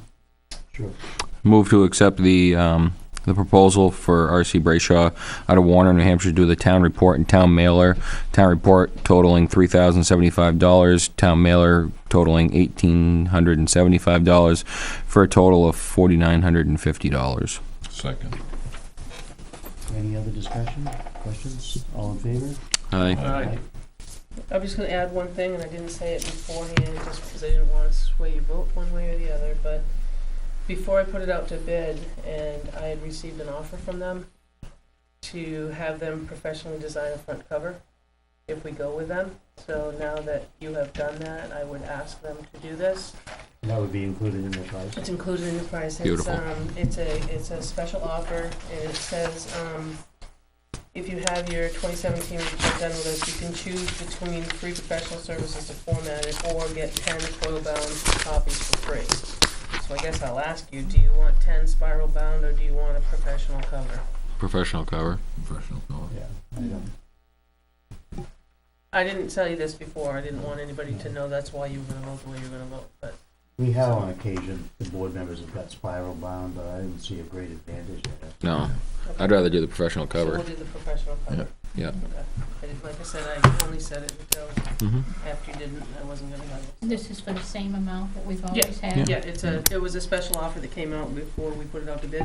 Mhm. So then he put the bid in, so No, now I I'll meant- ask. Yeah. The numbers here are for the same amount of town reports that we've always gotten Well, I before. reduced it a little bit, only by 50. Okay, It was brought to my attention that I should reduce it by a lot, but my suggestion was Whittle it a only little have a bit. lot left because I think of the snowstorm. I agree. Right. In years past, we've always gotten rid of everything we've had because we take them over there. I but agree. Right. because of the weather that we had, That's and why we'd people have a lot. didn't get out. I think that's the only reason. Mm-hmm. But the year before, I had about 50, probably about 25 left. So that's why I reduced it down 50 more. But second thing, just for information, I want to pass you around. When I went to NHMA on Thursday, there was a gentleman that had a chance to talk with, and we brought it up before about tax deeding properties and auctions. There's a company called New Hampshire Tax Deed and Property Auctions, and it just is some facts, FAQs, and they do it. The cost to the municipality is nothing. Ooh. So they're compensated by charging a 10%, but there's a lot of questions on here, and I know we talked about having it done so that we would be ready to do it in April. He is not in town this week, but he's going to set up a time to come out and just talk to me about it. But this is the information that I got from them for you guys to have. And I'm just going to talk to him next week and see what kind of information that he needs from us to get started, because I could probably gather it for him and give him an idea that we wanted to do something in the spring. And it does talk about, when you go down through, it talks about how he advertises, and then it talks about should it hold on to for 3 years or before offering it for sale. There's a lot of questions that you guys will want to just review, but that's more for your information. Just a question. I mean, I am 100% behind it, but my question would be is there any privacy issues with just handing him over the number of all the tax, all the deeded What do you properties? mean by the number? I wouldn't give him anything that's not, that he can't get on the line of taxes. Okay. I mean, when you ask what type of. Well, I'm just thinking if because he said, you said hand him over the list of our deeded properties. I just don't know if there's any privacy issues with, because of financial state. I would only give him, the tax location and the card. The lot number and he the could get that right map number, online. lot number. Okay. Yeah. Yep. It's nothing that I would That's list fine. in the town report as Okay. private property. Thank you. To go along with this, Naomi, Yep. I know a couple months ago, we tried to get we're gonna try to get a list of the properties as whether they were raw land, land with buildings on it. Is that being worked on? That's already available in the town report. Right. I mean, I think the conversation was you asked me to do it, and then I think, Jan, you said you were gonna do it. I do have a lot of that information. So, I don't know I'll have it if- for the next meeting. so Okay. we Thank can you. have it. I think the one thing before we do anything is just we have to get these people out of it. Well, you can't do that. You this can't do way. that this time. Yeah, I know yeah, that. it's already We the end of can't the put day. it- you get what I'm saying, we can't put the cart before the horse. Right. Right, but I want to be able to ready to jump on that Oh, when yeah. the opportunity arises.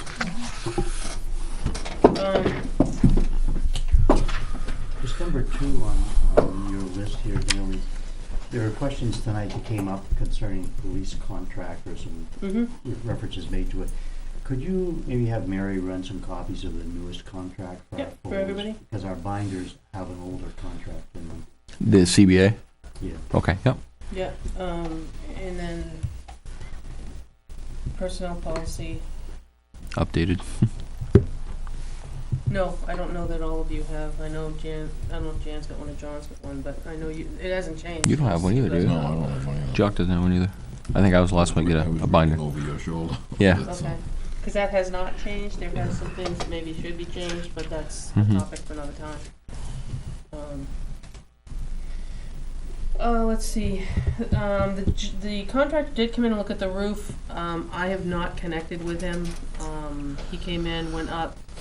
I think both Chip and Mary had spoke with him, but I have not connected with him, so I don't know what he found or what kind of report. I don't know that I'll be able to find, I mean, this is a short week, just as a reminder. The office is closed Thursday and Friday.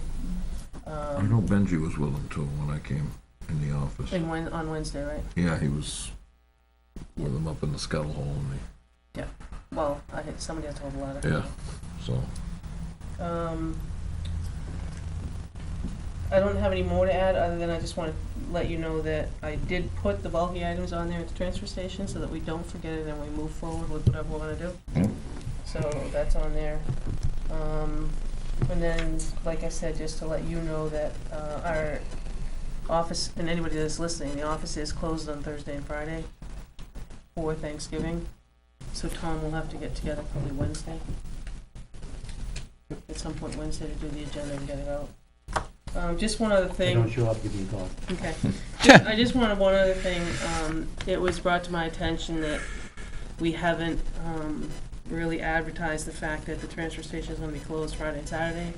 So we put it on the website. I know Matt's had it at the transfer station ever since we gave him the green light.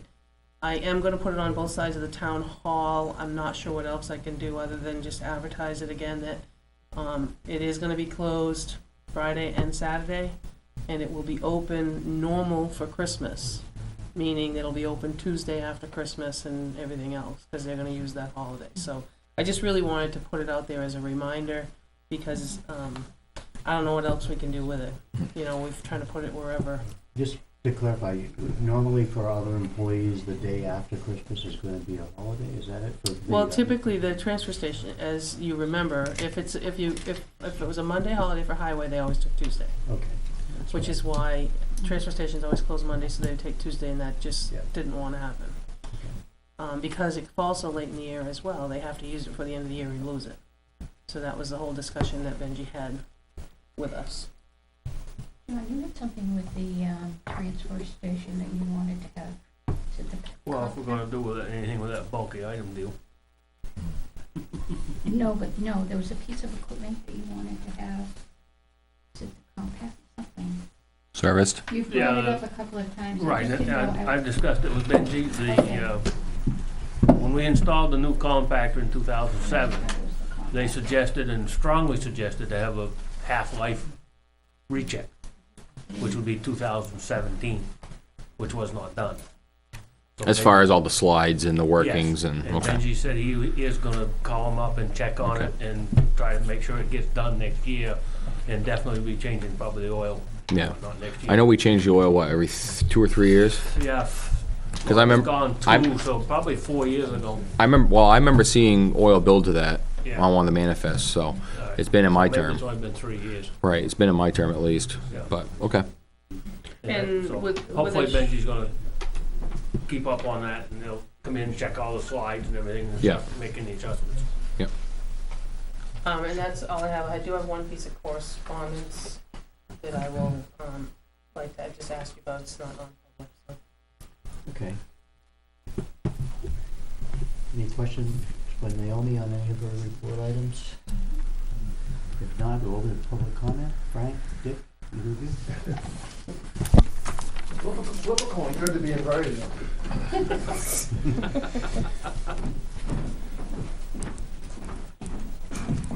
Good evening. There's a basic tenet, I think, that in terms of the police department budget that hasn't been discussed, and that is the 2 additional officers, 24-hour coverage. Has the board, and the chief had mentioned a few weeks ago that there's a legal precedent, or he has a right to include the 2 officers in the proposed budget and the default budget. Now, those questions weren't asked tonight. So, Well, I think what I stressed is that the board's gonna have to discuss that, because we haven't in the past hired any new employees, additional employees, without having it on a separate warrant article. yeah, my concern was, I thought he said he had legal standing. I didn't interpret it that way. 2 weeks, not tonight, 2 weeks ago when he was in, 3 weeks ago. Yeah, so. And that indicated, and he indicated very specifically in the default budget. I guess I missed that. Right. In 2006, that's when the article was approved to provide for 24-hour coverage. That 24-hour coverage included, it was 11 officers. We added 2 officers from 9 to 11, not including the chief. It was 12 including the chief. So we've got 11 officers. I know he's been without 2 officers for a few years. I'm wondering if the board is even going to be questioning the need to have 2 additional officers.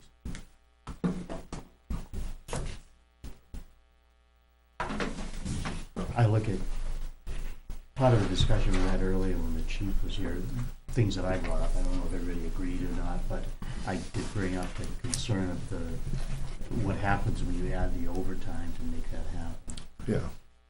Yeah, it's a big chunk. It's a big chunk. It's hard to determine what the actual cost is for the additional officers, because it's commingled in with raises and things that were already previously approved.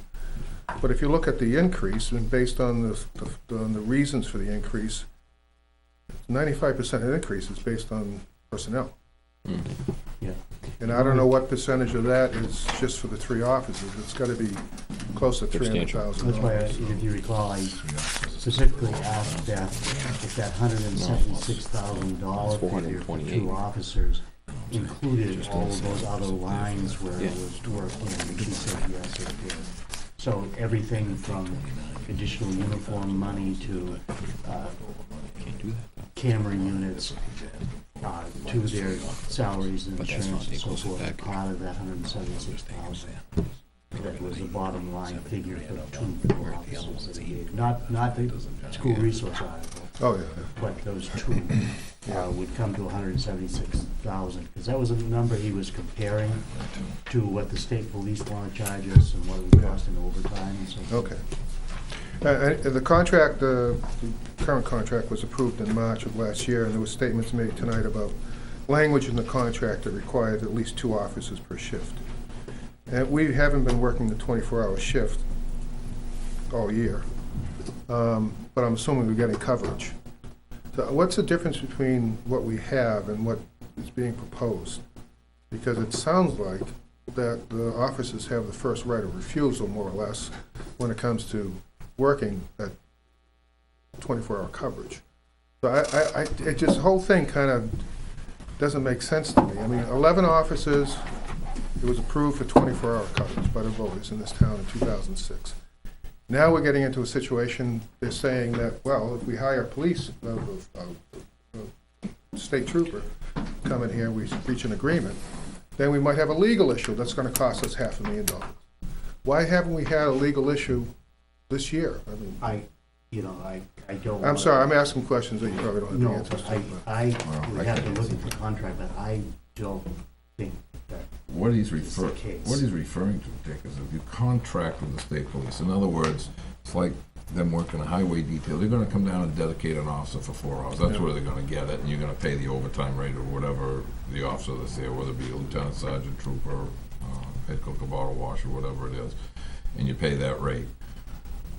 And it's a 4-hour slot, and he's saying that if we contract to do that and don't have our own officers, they may come back, even though they're not scheduled to work that 24, they can come back under the way their collective bargaining agreement is and say, you never came to us first for first refusal. Where right now, we're not contracted state police, it's more of a I understand that. unwritten. They get called for coverage, they don't charge us. We're gonna pay them 4 hours, whether they're here for. Well, only if you sign the agreement that they're coming here like a detail. Okay. It's an Right. outside detail of them, it's not part of the regular shift. And is that a requirement so they have jurisdiction in this town? That's, Because that's a concern I have. I know that there was an issue in another town. That issue didn't have to deal with that, it went through the court system on a stop, a vehicle stop, and it's something that's been argued back and forth in the courts since the beginning of time. Because right now, I mean, they would still come in here if there was an issue, right? And whether And they they had a have. contract or not. They have, and I'm that, sure they have we didn't during get the course of charged the for it, Right. domestic that he went to with the ambulance, I mean, the trooper showed up before our people showed up because he was Yeah. on duty. I Right. mean, they call, you Yeah. know, the policy is you call for somebody, they're on patrol, they come. So why do we need to change that? I think if I remember correctly, that it's changing in Concord, that the way that they're doing business in Concord is changing. If you and want it's somebody, trickling if you down. want somebody dedicated to be here for Yeah, I that shift. prefer not having anybody dedicated to Yeah, that shift. well, I mean, For that's obvious what they're reasons, looking cost is for. If one you're of gonna them. be, if you want somebody Right. dedicated, they did it in Salisbury. I was involved in part of that process at one time a few years ago as a consultant. That it was between the sheriff's department and state police, and they lost their police department. You want somebody to come here, the sheriff's department will be a dedicated patrol. They'll stay in town, run radar, 4 hours, 6 hours, whatever it is, and this is the rate per hour for that trooper or the deputy. I wish the board, help the board, you know, And has a that's, healthy that's discussion what they're looking at, if we about this. decide to do something, which I don't think is necessary. There's several issues. One, do we really need it? No. And the other, we don't. Then I don't think we need 24-hour to coverage. make a contract with them to come in and, you don't Yeah. need them to come in here and sit at 2 in the morning and run radar out here on, 114. 114, but they may be passing through as part of their regular patrol anyway, because it's part of this county, it's part of the covered by. Depending on their state caseload. But justification for the 2 officers is one thing, and then how are you gonna pass it? Yeah, that's a whole a other- In addition to that's a that, whole different thing, yeah. and the car as well, including the, Well, the cars we've got. I hope you get 2 cars with the surpluses that's left over, and hope you get them this year. I do too. That issue. Better way to do it. That issue of including 1 car in the budget, so we don't get into the scenario we're in now where things are, that's been discussed before. It hasn't been a decision. It has been discussed. I think last year we discussed it, if there's any way of doing that so that there's a line in the budget for a call out so that it doesn't require going and letting everything fall into the ground before you can replace it. Anyways, it's a contentious decision. Thanks. Frank?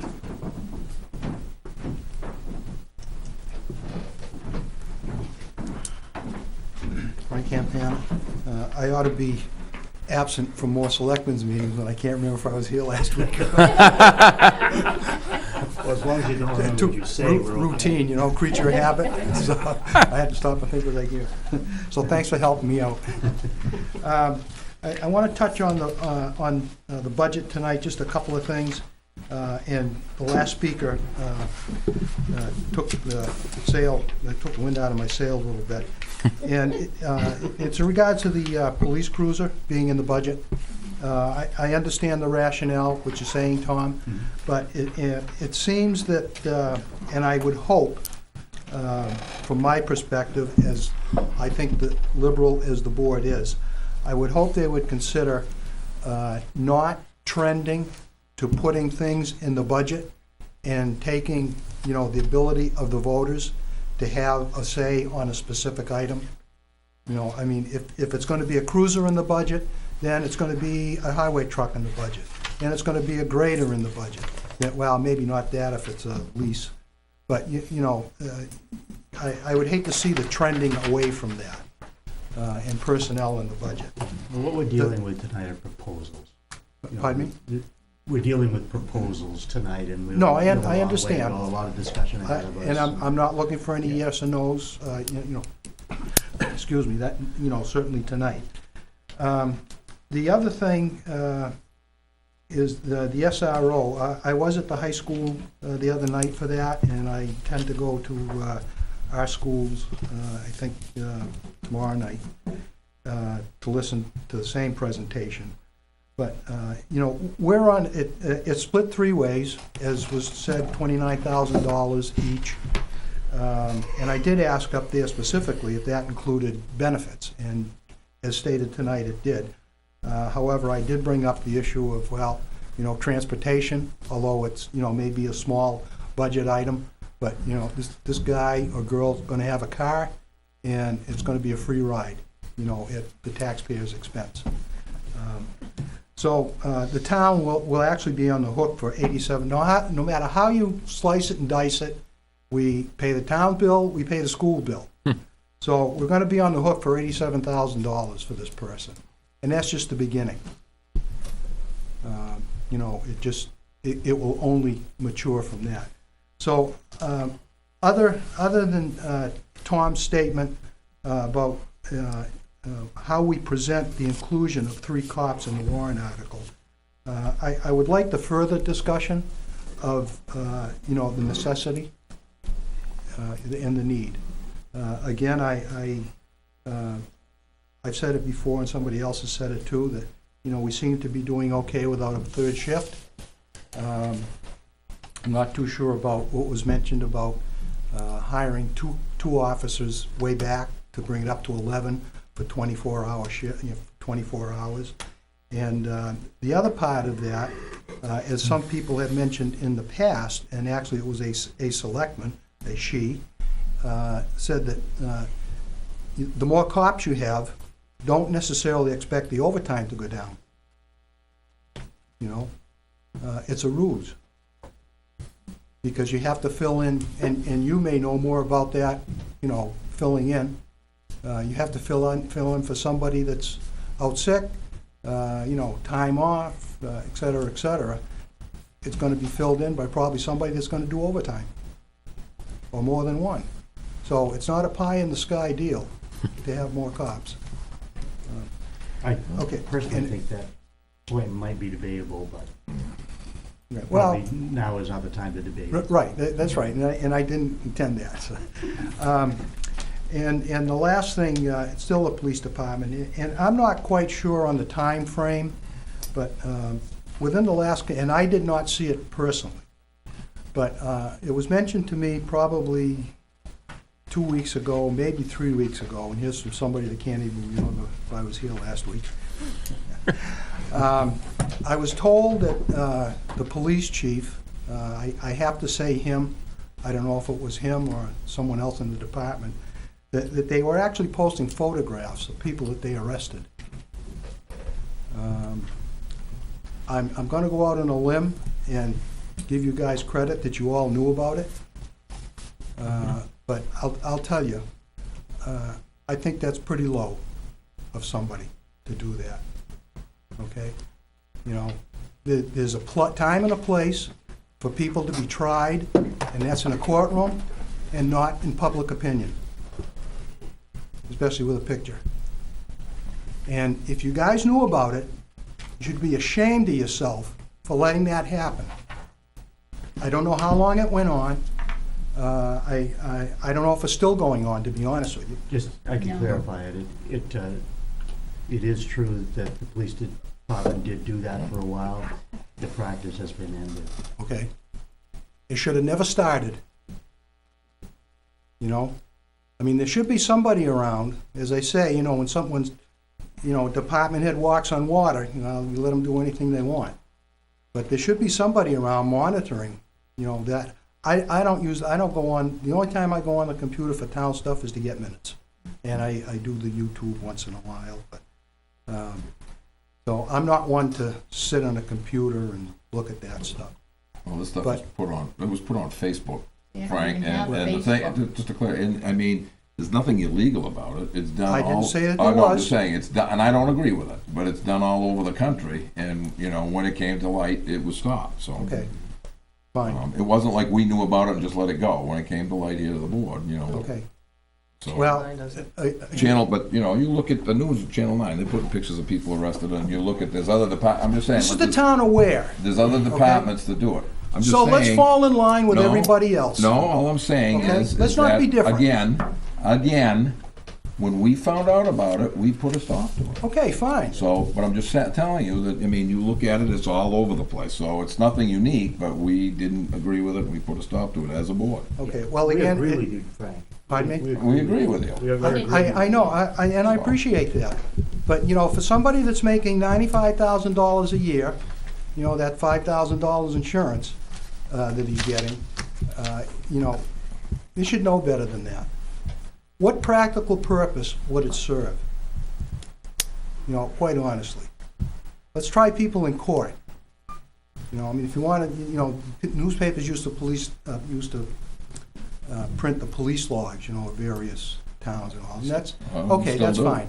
You know, but, you know, Jack Meany from Weare, well, who's he? But now I see a picture of him, you know.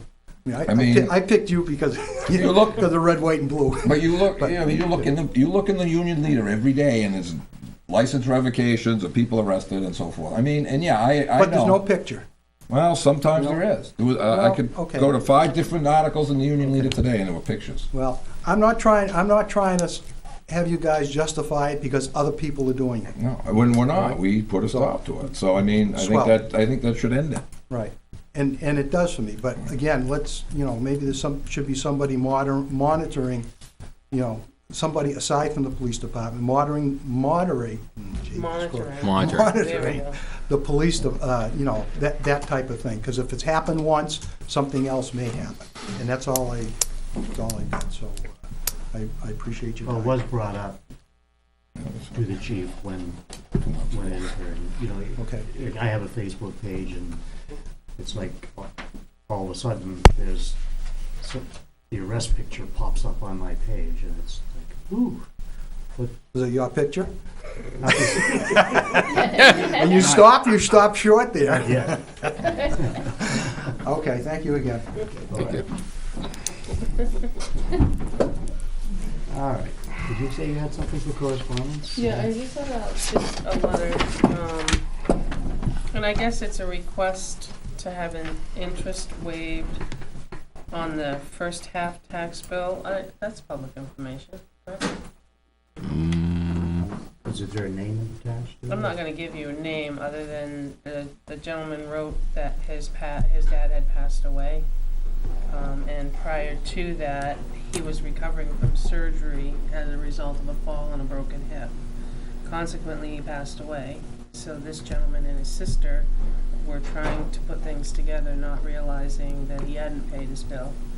He since has put the check in the mail for both the July and December taxes, but he's asking that we forgive $152.17, which is the July bill, because he didn't know about it.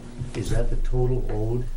That's On the interest. That's just the interest and No, penalty. but I mean, the Written total. the check, yeah, he's written the check for the taxes. But our policy was if the back taxes are paid in full, we've waived 50% of the. Yeah, well, I interest just and think he's penalty. asking because, A, of the situation, but B, I mean, Dad got the bill, Dad was still alive in July, and then they It's ended up $152 $152 Of interest. of interest. I don't have a problem with that. I mean, seeing the I situation. mean, like I said, I kept it generically, but I have to ask you no, guys, that- I can't that's, do that. It's okay with me too. That's, yeah. If we're gonna be the picky for $152, we oughta Right. No, be due to the ashamed of ourselves. situation, I completely Yes, understand. I absolutely. completely understood what you said. Mhm. I just felt that due to the nature And of the the nature situation, of I the- can't It's do that. $75 the end of the My day. question That's all I'm had saying. That's, to do with whether or not there was a large accumulation of back taxes. No. besides- No, they No, paid no. everything, You know, that's, and he's, that's where we were applying that 50% yeah, thing. no, We were it's talking thousands of just, dollars. No. it's just that he's paid everything up Yeah. until, it's just due to the situation and due to what happened, and just trying to wrap his hands around and settle the whole thing, he came across the bill. And he's got the other bill now, so, because the address has been changed to him and his sister. yep, That's all I have. Consensus is go for it. yep. Okay, Mhm. that's all I had. That was the one. I had two things. I don't think we need a non-public for, you probably, some of you didn't get it, but I emailed a copy of, Naomi's last year's evaluation. I just got it, yeah. I just got set down, yeah. Because we gotta move ahead with this year's, and John also mentioned to me that, I guess, your contract expires the end of this, December 31st. yeah, so. You we- So Okay. January 1st, I could be free. You're walking up the door. And broke. How do you know? She could've won the lottery and not told us. Just teasing you. So those two things have to be taken care of. So I sent you a copy, and last year we had all of the department heads, including Naomi, do a self-evaluation to get the process started. Right. So if you could do that, and then we'll take it from there, and I'll solicit input from everybody, and then do a draft, and we'll look at the draft and make changes if people see the need for changes in the draft.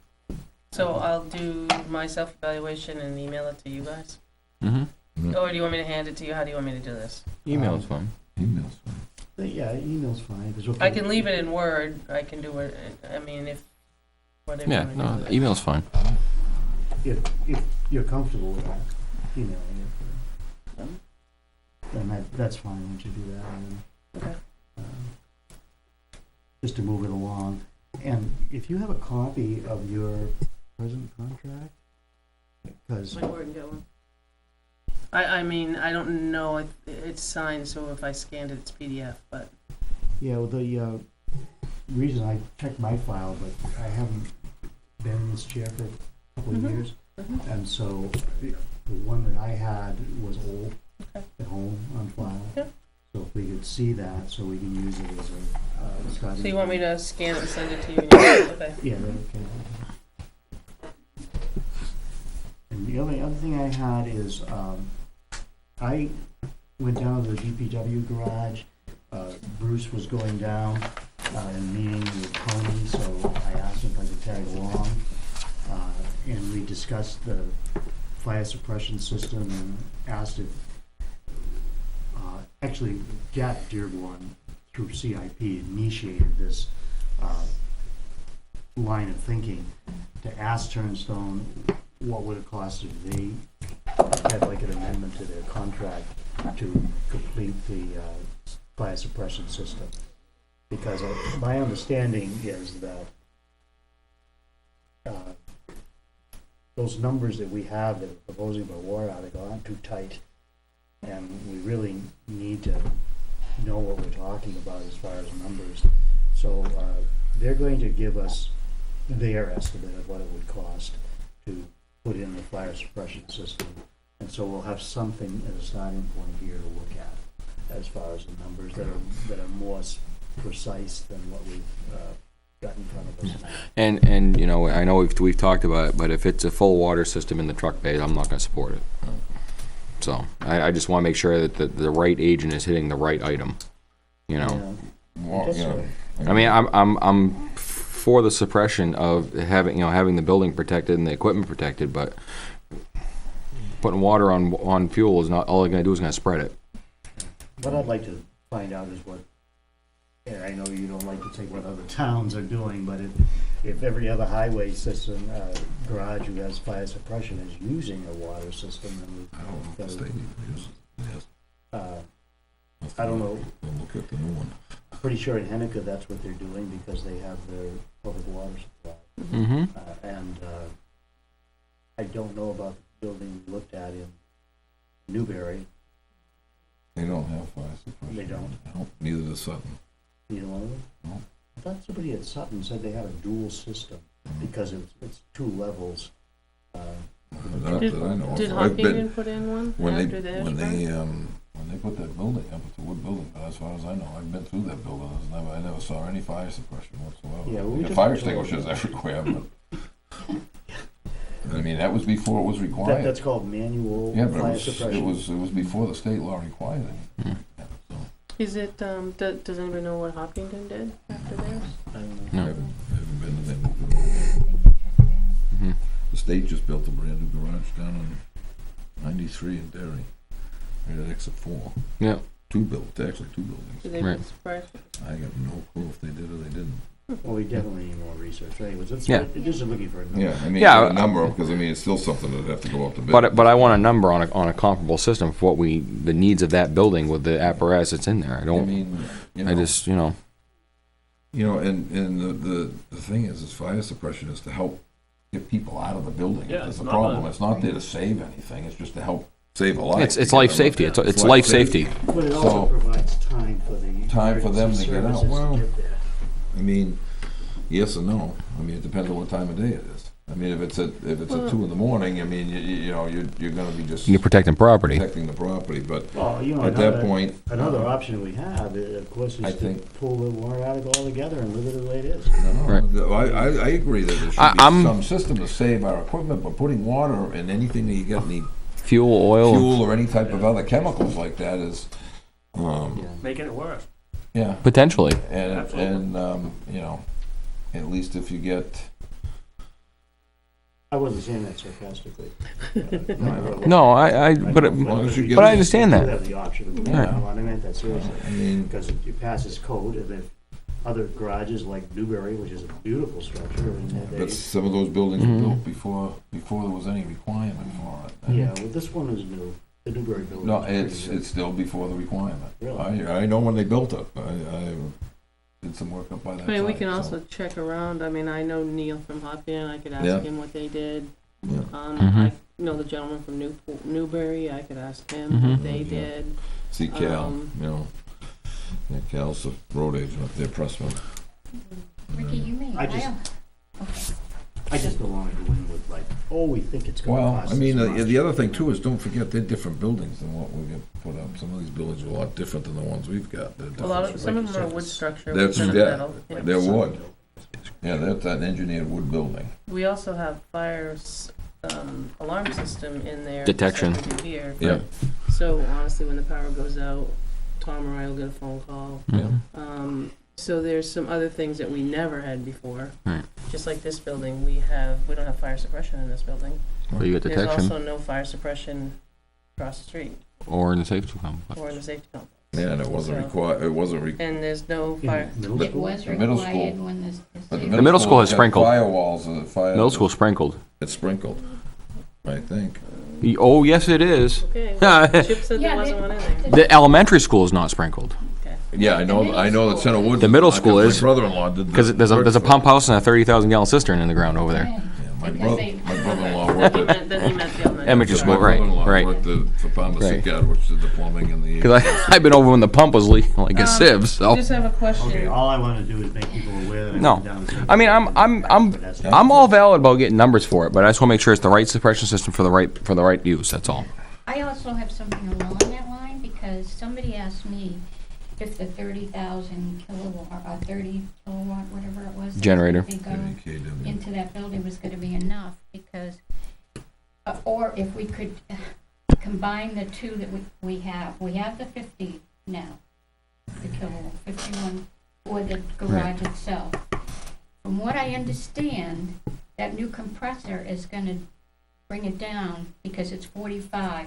I mean, when it turns on, that takes 45 kilowatt? No. to turn No. it on? No. I can't imagine. No. Supposedly in their No. whole Caterpillar generator, that's what it is. No, well, the compressor is a. It's three-phase, it's 230. three-phase, a 230. 30 volts, yeah. It's not gonna take 45. Oh, No. That'll take. It may take 5,000 watts, which Yeah. is 5 yeah, kW. it's still 45,000 Or 4. watts. It could take Yeah. 4 to 5. That'd be 45,000 watts. And it's That's a lot of And pull. that's just startup. Once it gets Yeah. going with the screw. The Yeah. other option that was It's nothing. discussed is to bypass the need for the generator and have a diesel pump.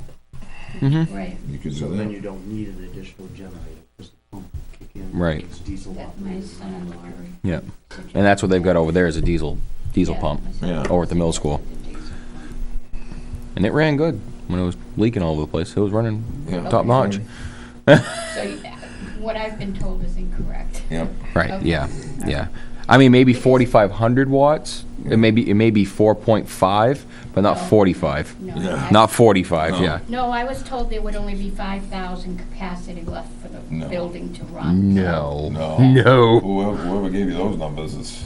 Yeah, that's a little off. The other thing I found out today, that the electricity will be hooked up in there on, supposed to be Monday, No good. Tuesday. They have an appointment that Eversource is gonna come and tie in. Drop a line and go. That, you look into the truck bay, it's huge. Oh, yeah, but it gets filled up real quick, let me tell you. And- Yep. But It's the coming. office area felt tight when I walked through it. Mm, Yeah. it was tight the whole time. But, A lot of storage up above. That mezzanine is, Phil Benji, he could probably move right in, then be close to his work. it won't, It won't take long to fill that up It either, won't take no. long when you start putting tires. I can say air filters are this big by that big, you know, it's, yeah, it ain't gonna take long. And filters and even oil filters on some of them are. Yeah, huge. Yeah, but it is a big storage space up there. That's very good, though. Especially these Work new air area. filters. Oh, yeah, they're huge. Compared to what they had in that little building. Mm-hmm. That's Oh, fantastic. that little building is, 10 by 10 was overhead. actually a little bigger than it was original one day, years ago. Oh, yeah. And you'd see Charlie McLean working on equipment under there, laying in the water trying to work on it with the Mhm. electric. I'm surprised nobody ever got electrocuted. Right. Even way back in the 70s. Especially even how many times they came to the board here with electrical problems in that. Oh, I'm sure. It's really amazing. The water through the outlet. Oh, yeah, I've seen it. Fire I'm going, problem. and that's been that way since, like I said, back in the 70s. Before we, Benji texted me because he was watching. Hey, Benji. Oh, no. No, and just to let you know about the contractor, because I didn't see Benji today, Yeah. but he said that the contractor told him that they could see daylight around all the little half windows. So when the wind blows hard, he figured it drove the rain around. Winter and them. rain. So what he did is he was here when it was raining, but not with the wind, and it was dry when he was up there. But he said you can see daylight around the little windows, so when the wind blows hard and it rains, that's where the winds come. So is that something that just needs like a caulking job, or we think? I would think. Okay. He, and the thing was, that's what he said when I was standing there with him, but I think it was probably the Wind contract. driven. and even Chip said that. Yeah, That's well, we Wind River. wondered if it didn't lift some And- shingles or, And, we haven't had at that any point, drips. you know, I Since. figured it should be the contractor bringing that report forward, but, yeah, he said that when I was standing there with Betsy. No, no. Yep. I didn't think it was I my didn't get a place to. chance to- Well, there's actually say it. upland air coming in, our ventilation problems also. Yeah. There you go, yeah. Yeah, you don't have to worry about that. About the one, Free vent. air circulating, It's just you get water along with Right. the I ventilation. want it driven, yeah. Okay, where are we going now? I'm all set. I got one more thing. I just want to touch upon in the police budget, on the where is it? I saw it in here somewhere. The line two. Well, spreadsheet line 274. Be line 741. In his Uniform maintenance and dry cleaning, negative one-time purchases.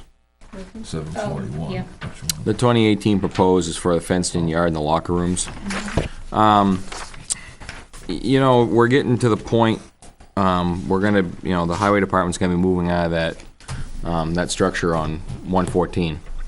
And, you know, I've heard, you know, back and forth a little bit about what are we gonna do with that parcel? As a whole, and the building, and are we gonna auction the yard, are we gonna, there's so many different things I've heard, I don't even know what I'm being told anymore about it, so many stories about it, so, but, you know, is that something that the board might entertain to keep the garage structure, where we put money into it, to keep it as some kind of a cold storage area? For, say, you know, put a petition up in the middle of it, or 2/3 of it, and Parks and Recs gets 1/3 of it, or other departments, and the PD gets 2/3 of it. You know, it's kind of a structure that the town already has, and is using, and we've put money into, so why abandon the horse? I just want to get, you know, wheels thinking on that, I guess. Well, actually, we think like that, because I actually sent Sean down to look at it. Okay, all right. Just because there was discussion of putting up a storage, kind of a storage building where they were, and then there was some discussion about where to plow snow and where to put the extra snow, so I had asked him to go down and take a look at it, and I think with some minor Modifications, with some yeah. renovations or whatever, Yeah. I think it would make a good cold storage. Yeah, and evidence collection, and you can make even fence in the yard there if you wanted to, if you don't want to put stuff inside. You know, I had and an even better, I had another thought, is to put the police station in there and then expand from there. But oh, geez. using it, well, it'd stop the infighting with the Yeah. baloney. But I think that we're using that, putting it to use, for instead of putting a building up and, you know, like a auto storage yard, or whatever you want to call it, you put, as he referred to it. I mean, you stop, I think putting some of the stuff that they collect as evidence outside, unless it's a motor vehicle. It's gonna destroy it. ATVs and stuff like that leads to either somebody getting in there and either messing with it, you know, climb the fence, you know, and I don't care, or cutting the fence. Yeah, but if or it's if behind it gets locked doors. damaged, then, you know, sometimes it gets the return of the owner, it's damaged while it's in our custody, we could be Held liable. for it. So I think putting it in a secure facility inside, you know, and a while ago, I think I brought up the fact that, you know, if they were gonna do that, and they're gonna do it on the product, and go get a Connex box, one of those transport Right. boxes that's secure. But there's But that's even $3 better. grand right there. Well, I mean, he was For Connex proposing, box. he was proposing what, for? 16,000 for a fencing yard. Yeah, so you Yeah. could get a couple And Connex. lockers. That's the lockers. Yeah, well- Nine's the lockers and seven is the. Yeah, Right. still, I But- mean, that's a lot of money for lockers too, I mean, it's. Yeah. But you can So, I'm not saying that the whole 16 be. But you can go buy the Connex boxes for, you I know, know, but anywhere with the from lockers. 1,500 to. $3 to grand. $3 grand. So, but I think that's a better alternative, we own it, we own the property, it's been renovated, Put what, 25, 30,000 into it? yeah, We put a lot of money in it. yeah, you know, it's Have you upgraded paid that electrical, much? oh, yeah. Look at Benji's building maintenance line. Yeah, well, we had hazmat to remove, we had other stuff that going on, so, Which yeah. we may recoup at some point if that other guy ever came forward, but he's not coming forward to take his building back, you know, at this Well, I point, it guess, doesn't look like. you know, you kind of have to cost it out. What were we collecting on taxes? If it was on the tax rolls, what would we make on it? And then, are we renting someplace else now, the store? Like, No. previous No, chiefs had a rent. we're using mutual aid right now. They're doing what? We're using mutual aid. Yeah. What do you Spread mean, out. Storage? Yeah, for some of our evidence is not in this Another town, town. is in other towns. So, And eventually yeah. that could come back to the point where they could either Yeah, kick us out and throw it outside. or an item could be lost because it's not really in our control. Control. And we end You up know? paying. Yeah, I know we used to have some rental units when Chief Egan was there, he rented, this evidence storage.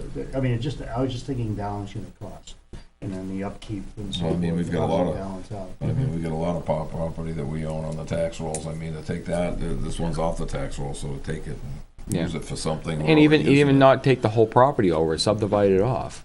You know, take the house as part of it and subdivide that off and you know, All you need is half an acre with a garage. right, exactly. For storage. Put a little buffer around the building and call it good. Yeah. Yeah. But I just want to get the wheels turning in the minds. That's all. That you know that the use of that building that we're currently using it for is coming to an end sooner than later.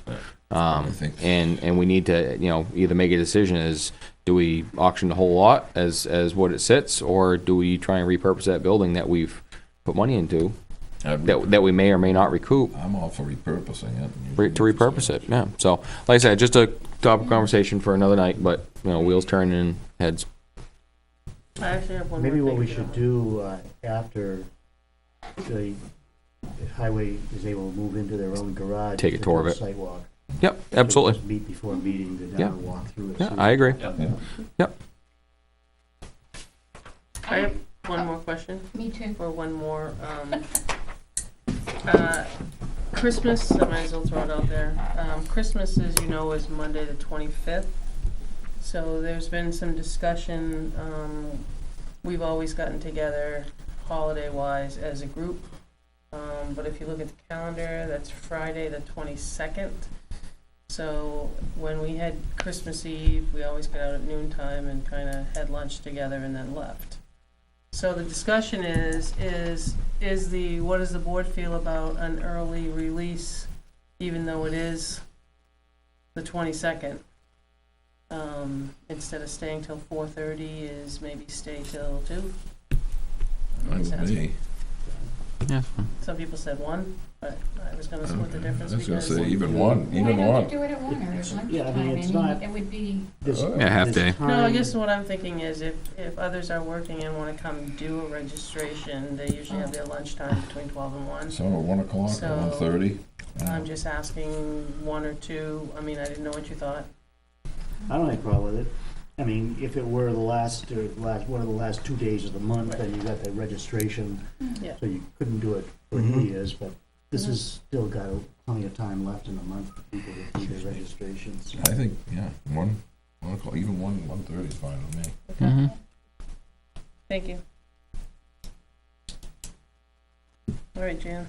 I just happen to think, I'd rather do what I said about the deeding stuff for the week after this coming Monday. I'm gonna be away. I'm out of town for this. Well, I guess, That's fine. on that tax deed, right, as Yeah. long as we're gonna move, I mean, Yeah, we're gonna run definitely move into, forward, but- yeah, we're gonna run into a lot of things here, because you got, we got 'Cause we need- New we need Year's to know and you got Christmas raw on Monday, land. so. Land with buildings Mhm. in the time frame. And then you gotta break it down as to which ones are occupied still. Yeah, well, that, And the yes. thing is, even if you say, okay, come springtime, Right. Still gotta get you 90 still have days. to do the eviction process, so you can't even start until April. I was So told then it you're would gonna- take maybe You got at least 3 90 months. days. Well, It it go as can, long as it that. can take as long as 90 days. So I mean, Mhm. the thing is, you still have to start that. And I mean, even after April. But could we start the eviction process before April, giving them a date at the end of April to be out? That would be in that window past the winter That's months. something for the attorney. You'd have to you'd have to talk to the attorney, and Yeah. probably because you have to follow whatever the landlord-tenant laws say, because Yeah, but- we're acting as the landlord. Yeah. We own it. There's almost $3 million worth of tax deeded property in this town. That's ridiculous. It's got to be cleaned up. Are you looking to put out what's with buildings, or are you looking to put out Oh. the I'm land? gonna give it All all of to it. you. the Yeah, land I would and say the- all of I it. think, yeah, I I- think we need all of it, and then Well, when it's- we got it under a tax deed, so we Mhm. know Yes. the 3 years and, you know. Right. The one we're talking about is only 16, the one down, The red one? the one No, that the you're talking garage. about. Yeah, the garage, yeah, no, I know that, I know Yeah, that, yeah. No, I'm just, Right, no, I knew, yeah, I knew that, yeah, because I was on the board. yeah, Right, Yeah, but, we took it right, but a lot of it is before. and promises. well, yeah, there's a lot of properties out there. Yeah. There is, ridiculous. Yeah. And just keep in mind, some of them, I mean, you aren't gonna recoup big money if it's a piece of land that is on a class 6 road that Right, nobody's and gonna. some of them you can't sell, I mean, there's right of ways up to Lake Horace on East Shore Drive, you can't sell, because they're deeded Yeah. No, but back and on, forth. but on the You flip can- side of it to it, it's still a liability to the town. Right, and if Yeah. it's Yeah. beneficial too for the town to get those even over to our real property, not taxed under the tax deeded Well, that's easy, section. just change it. Right. No, you can change it. So I that's don't think easy, you all get you those do is- right of ways, because they're deeded. Oh, I don't know, I don't. No, know but the that. right of way No, is that you no, can sell no. the abutting property to the How right we- of way. Yeah, 'cause they're recording deeded them. to the How back it's lot. listed in the Camp town lot. report, I think, is what she's saying. Yeah, That's you can sell it exactly what without, I'm and still saying. keep the right of, the Yeah, deeded they right of be way, town and it's a real whole different property, thing. yes. If you're not planning to sell them. Anything else? When are we gonna discuss the bulky items? Yeah, oh, yeah. We'll have to get Benji in here as part of that discussion. Hmm? Get Benji in and see what he says. Let him He know in doesn't care one advance. way or the other, I've already talked to him. I mean, if it's, Because I want Matt and Benji here, because Matt's done some Numbers. numbers and whatnot. Yeah. as to- Yeah, and that'd be the way to do it, have him here even before we make a So decision. just let me understand this. Those are actually part of the trash? Mhm. Yes. They throw them in the trash. Yeah, they Throw throw in in the trash. trash. Okay. So it's, Mr. if Rip- we never had to pay to send No. those out? We Okay, don't, I 'cause was it goes in always the led trash. to believe that that's what it was.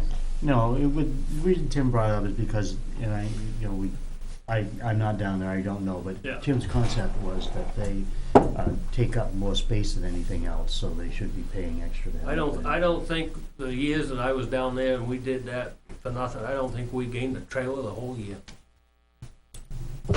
It's just Okay. waste. I agree with Dick, it's double taxation. Mm-hmm. Well, I we've got, agree that way too. we changed it once on the word of the DPW director, so if the DPW Yep. director says otherwise, then, Yep. you know, That's I'm fine. in favor of supporting the Yep. recommendations of the. I know Yeah, some, was I know always that some led to towns, believe that it was they get charged not for even box reflected. springs, if they don't take, they get charged extra for the box springs, 'Cause it because was they put metal. metal in with the, because of the metal spring, so they were charging a fee, because For box they'd springs. have, they'd have to break it down. Right. But the other stuff, no. I mean, they had to turn around and do it separately for them, because they also had wood, so they had to take the wood out of it for, one in the CD dumpster, which they had to pay for, so it was like, you know. Did you ever do that? Disassemble the Take- furniture. Take a chair, it's When got Tim springs first and. started Yeah, that, we tore furniture apart up there, and you take one guy, I mean, there's only two of us up there, you take one guy, he could spend 3-4 hours a day taking furniture apart. For what? What? Nothing. And of course now, I believe at the burner, they have a magnet system, so any metal that goes out through, they collect, they sell it. And a lot of it, they'll take through Interesting. certain metals, will go right through and come out as slag, like Oh, yeah. aluminums and certain lighter metals, you know, Yeah. cast, the light cast, because I've been there and dumped, like, you come out with it.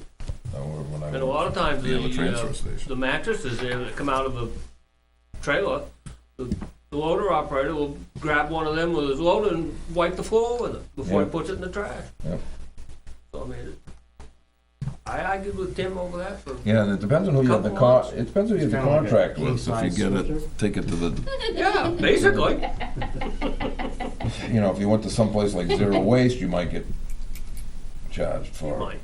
because they charge down there for But as certain. far as, you know, I mean, But a lot of times to take you take it directly to the incinerator. recliner apart, Yeah. you're talking half, 3/4 of an hour to Oh, take yeah. that recliner, the metal out of that recliner. It wasn't worth it. Right in the hopper. Yep. Okay, Anything else? The assessing, are we doing anything with that? Not. Still working on it. Yeah. That was in the gonna say report. there's- Yeah. Okay. Yeah. And I don't think, I'm gonna be honest with you that, you won't see any, I don't think, next week, because Wendy's leaving, she's only here tomorrow. And then she is not gonna be around Wednesday or Monday because of the holiday. So, she's only here tomorrow because of Wednesday, and then Thursday we're closed, Thursday, Friday, and she took Wednesday and Monday, so she won't be here. Well, I have a question, because I think that like Laura, is that her name, Laura or Lauren? Lauren, Mhm. okay. Doesn't she do a lot of entry and, That's the question is, does it With cover these all the others? pickups, does it cover the campground? Some of them said no. okay, Some of them don't do the evaluation of the utilities, where right now we're getting an all-inclusive package. right, She does all the entering. Right. There's a lot of things that Wendy had questions on that, some of it wasn't included, which is kind of why we were looking at apple, orange, and bananas, so. okay. Yeah, I That's thought it why. was very Right, that's, difficult. yeah.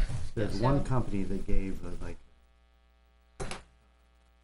it figured was kind of meaningless and like $800 and some odd for, you know, what did that include? There's no idea. And that's, Yeah. that's Looked why there was low, but- 23 questions that went out to each one of them. So there's a lot of, I'm probably gonna, instead of doing it the long way, I'm gonna do the questions this Yeah, I way was and gonna then say, the yeah. process way. Just because it's The easier, room you evacuated. know, to look at it that way, because it's just, to go 23 across the top, I don't have paper big enough for that. And where there's only 3 across the top, I can have the 4th column be the question, and then you guys can look at it. So, well, yeah, I Where mean, it's getting so close to the end of the year, and then we only have until what, April 1st? no, their contract's up December 31st. 31st? Well, And yeah. I do know that 1 year when I was here, because it's not a reevaluation year, you actually signed for just the 1 year and then revisited the numbers again and then did a 5-year. I mean, I don't think it's so complicated, we gotta do that. No, I don't either. You know, and the other thing we're trying to narrow down is some of the towns that have used them, have they used them for full-time, or have they done just a update or just a cyclical review, which is just reevaluation? There's a lot of, it's not as easy as we all thought. Right. Right. So, you know, and we've all learned that cheaper is not always better.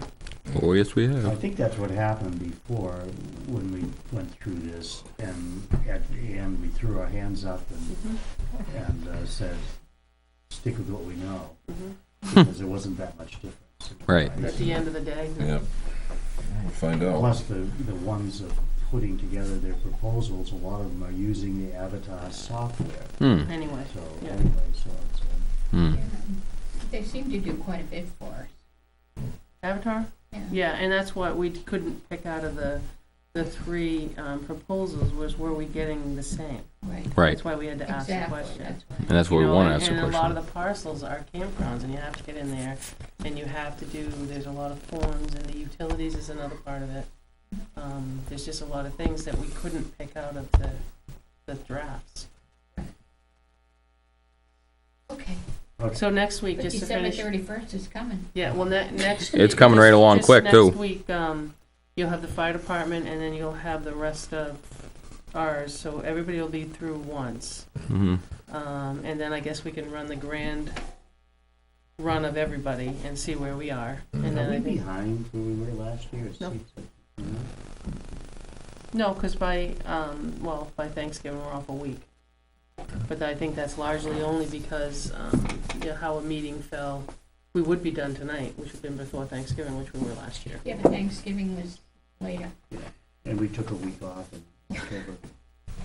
Right. Okay, let's go home. Okay, Adjourn. Second. Aye. aye. See if the Celtics can win their 16th in a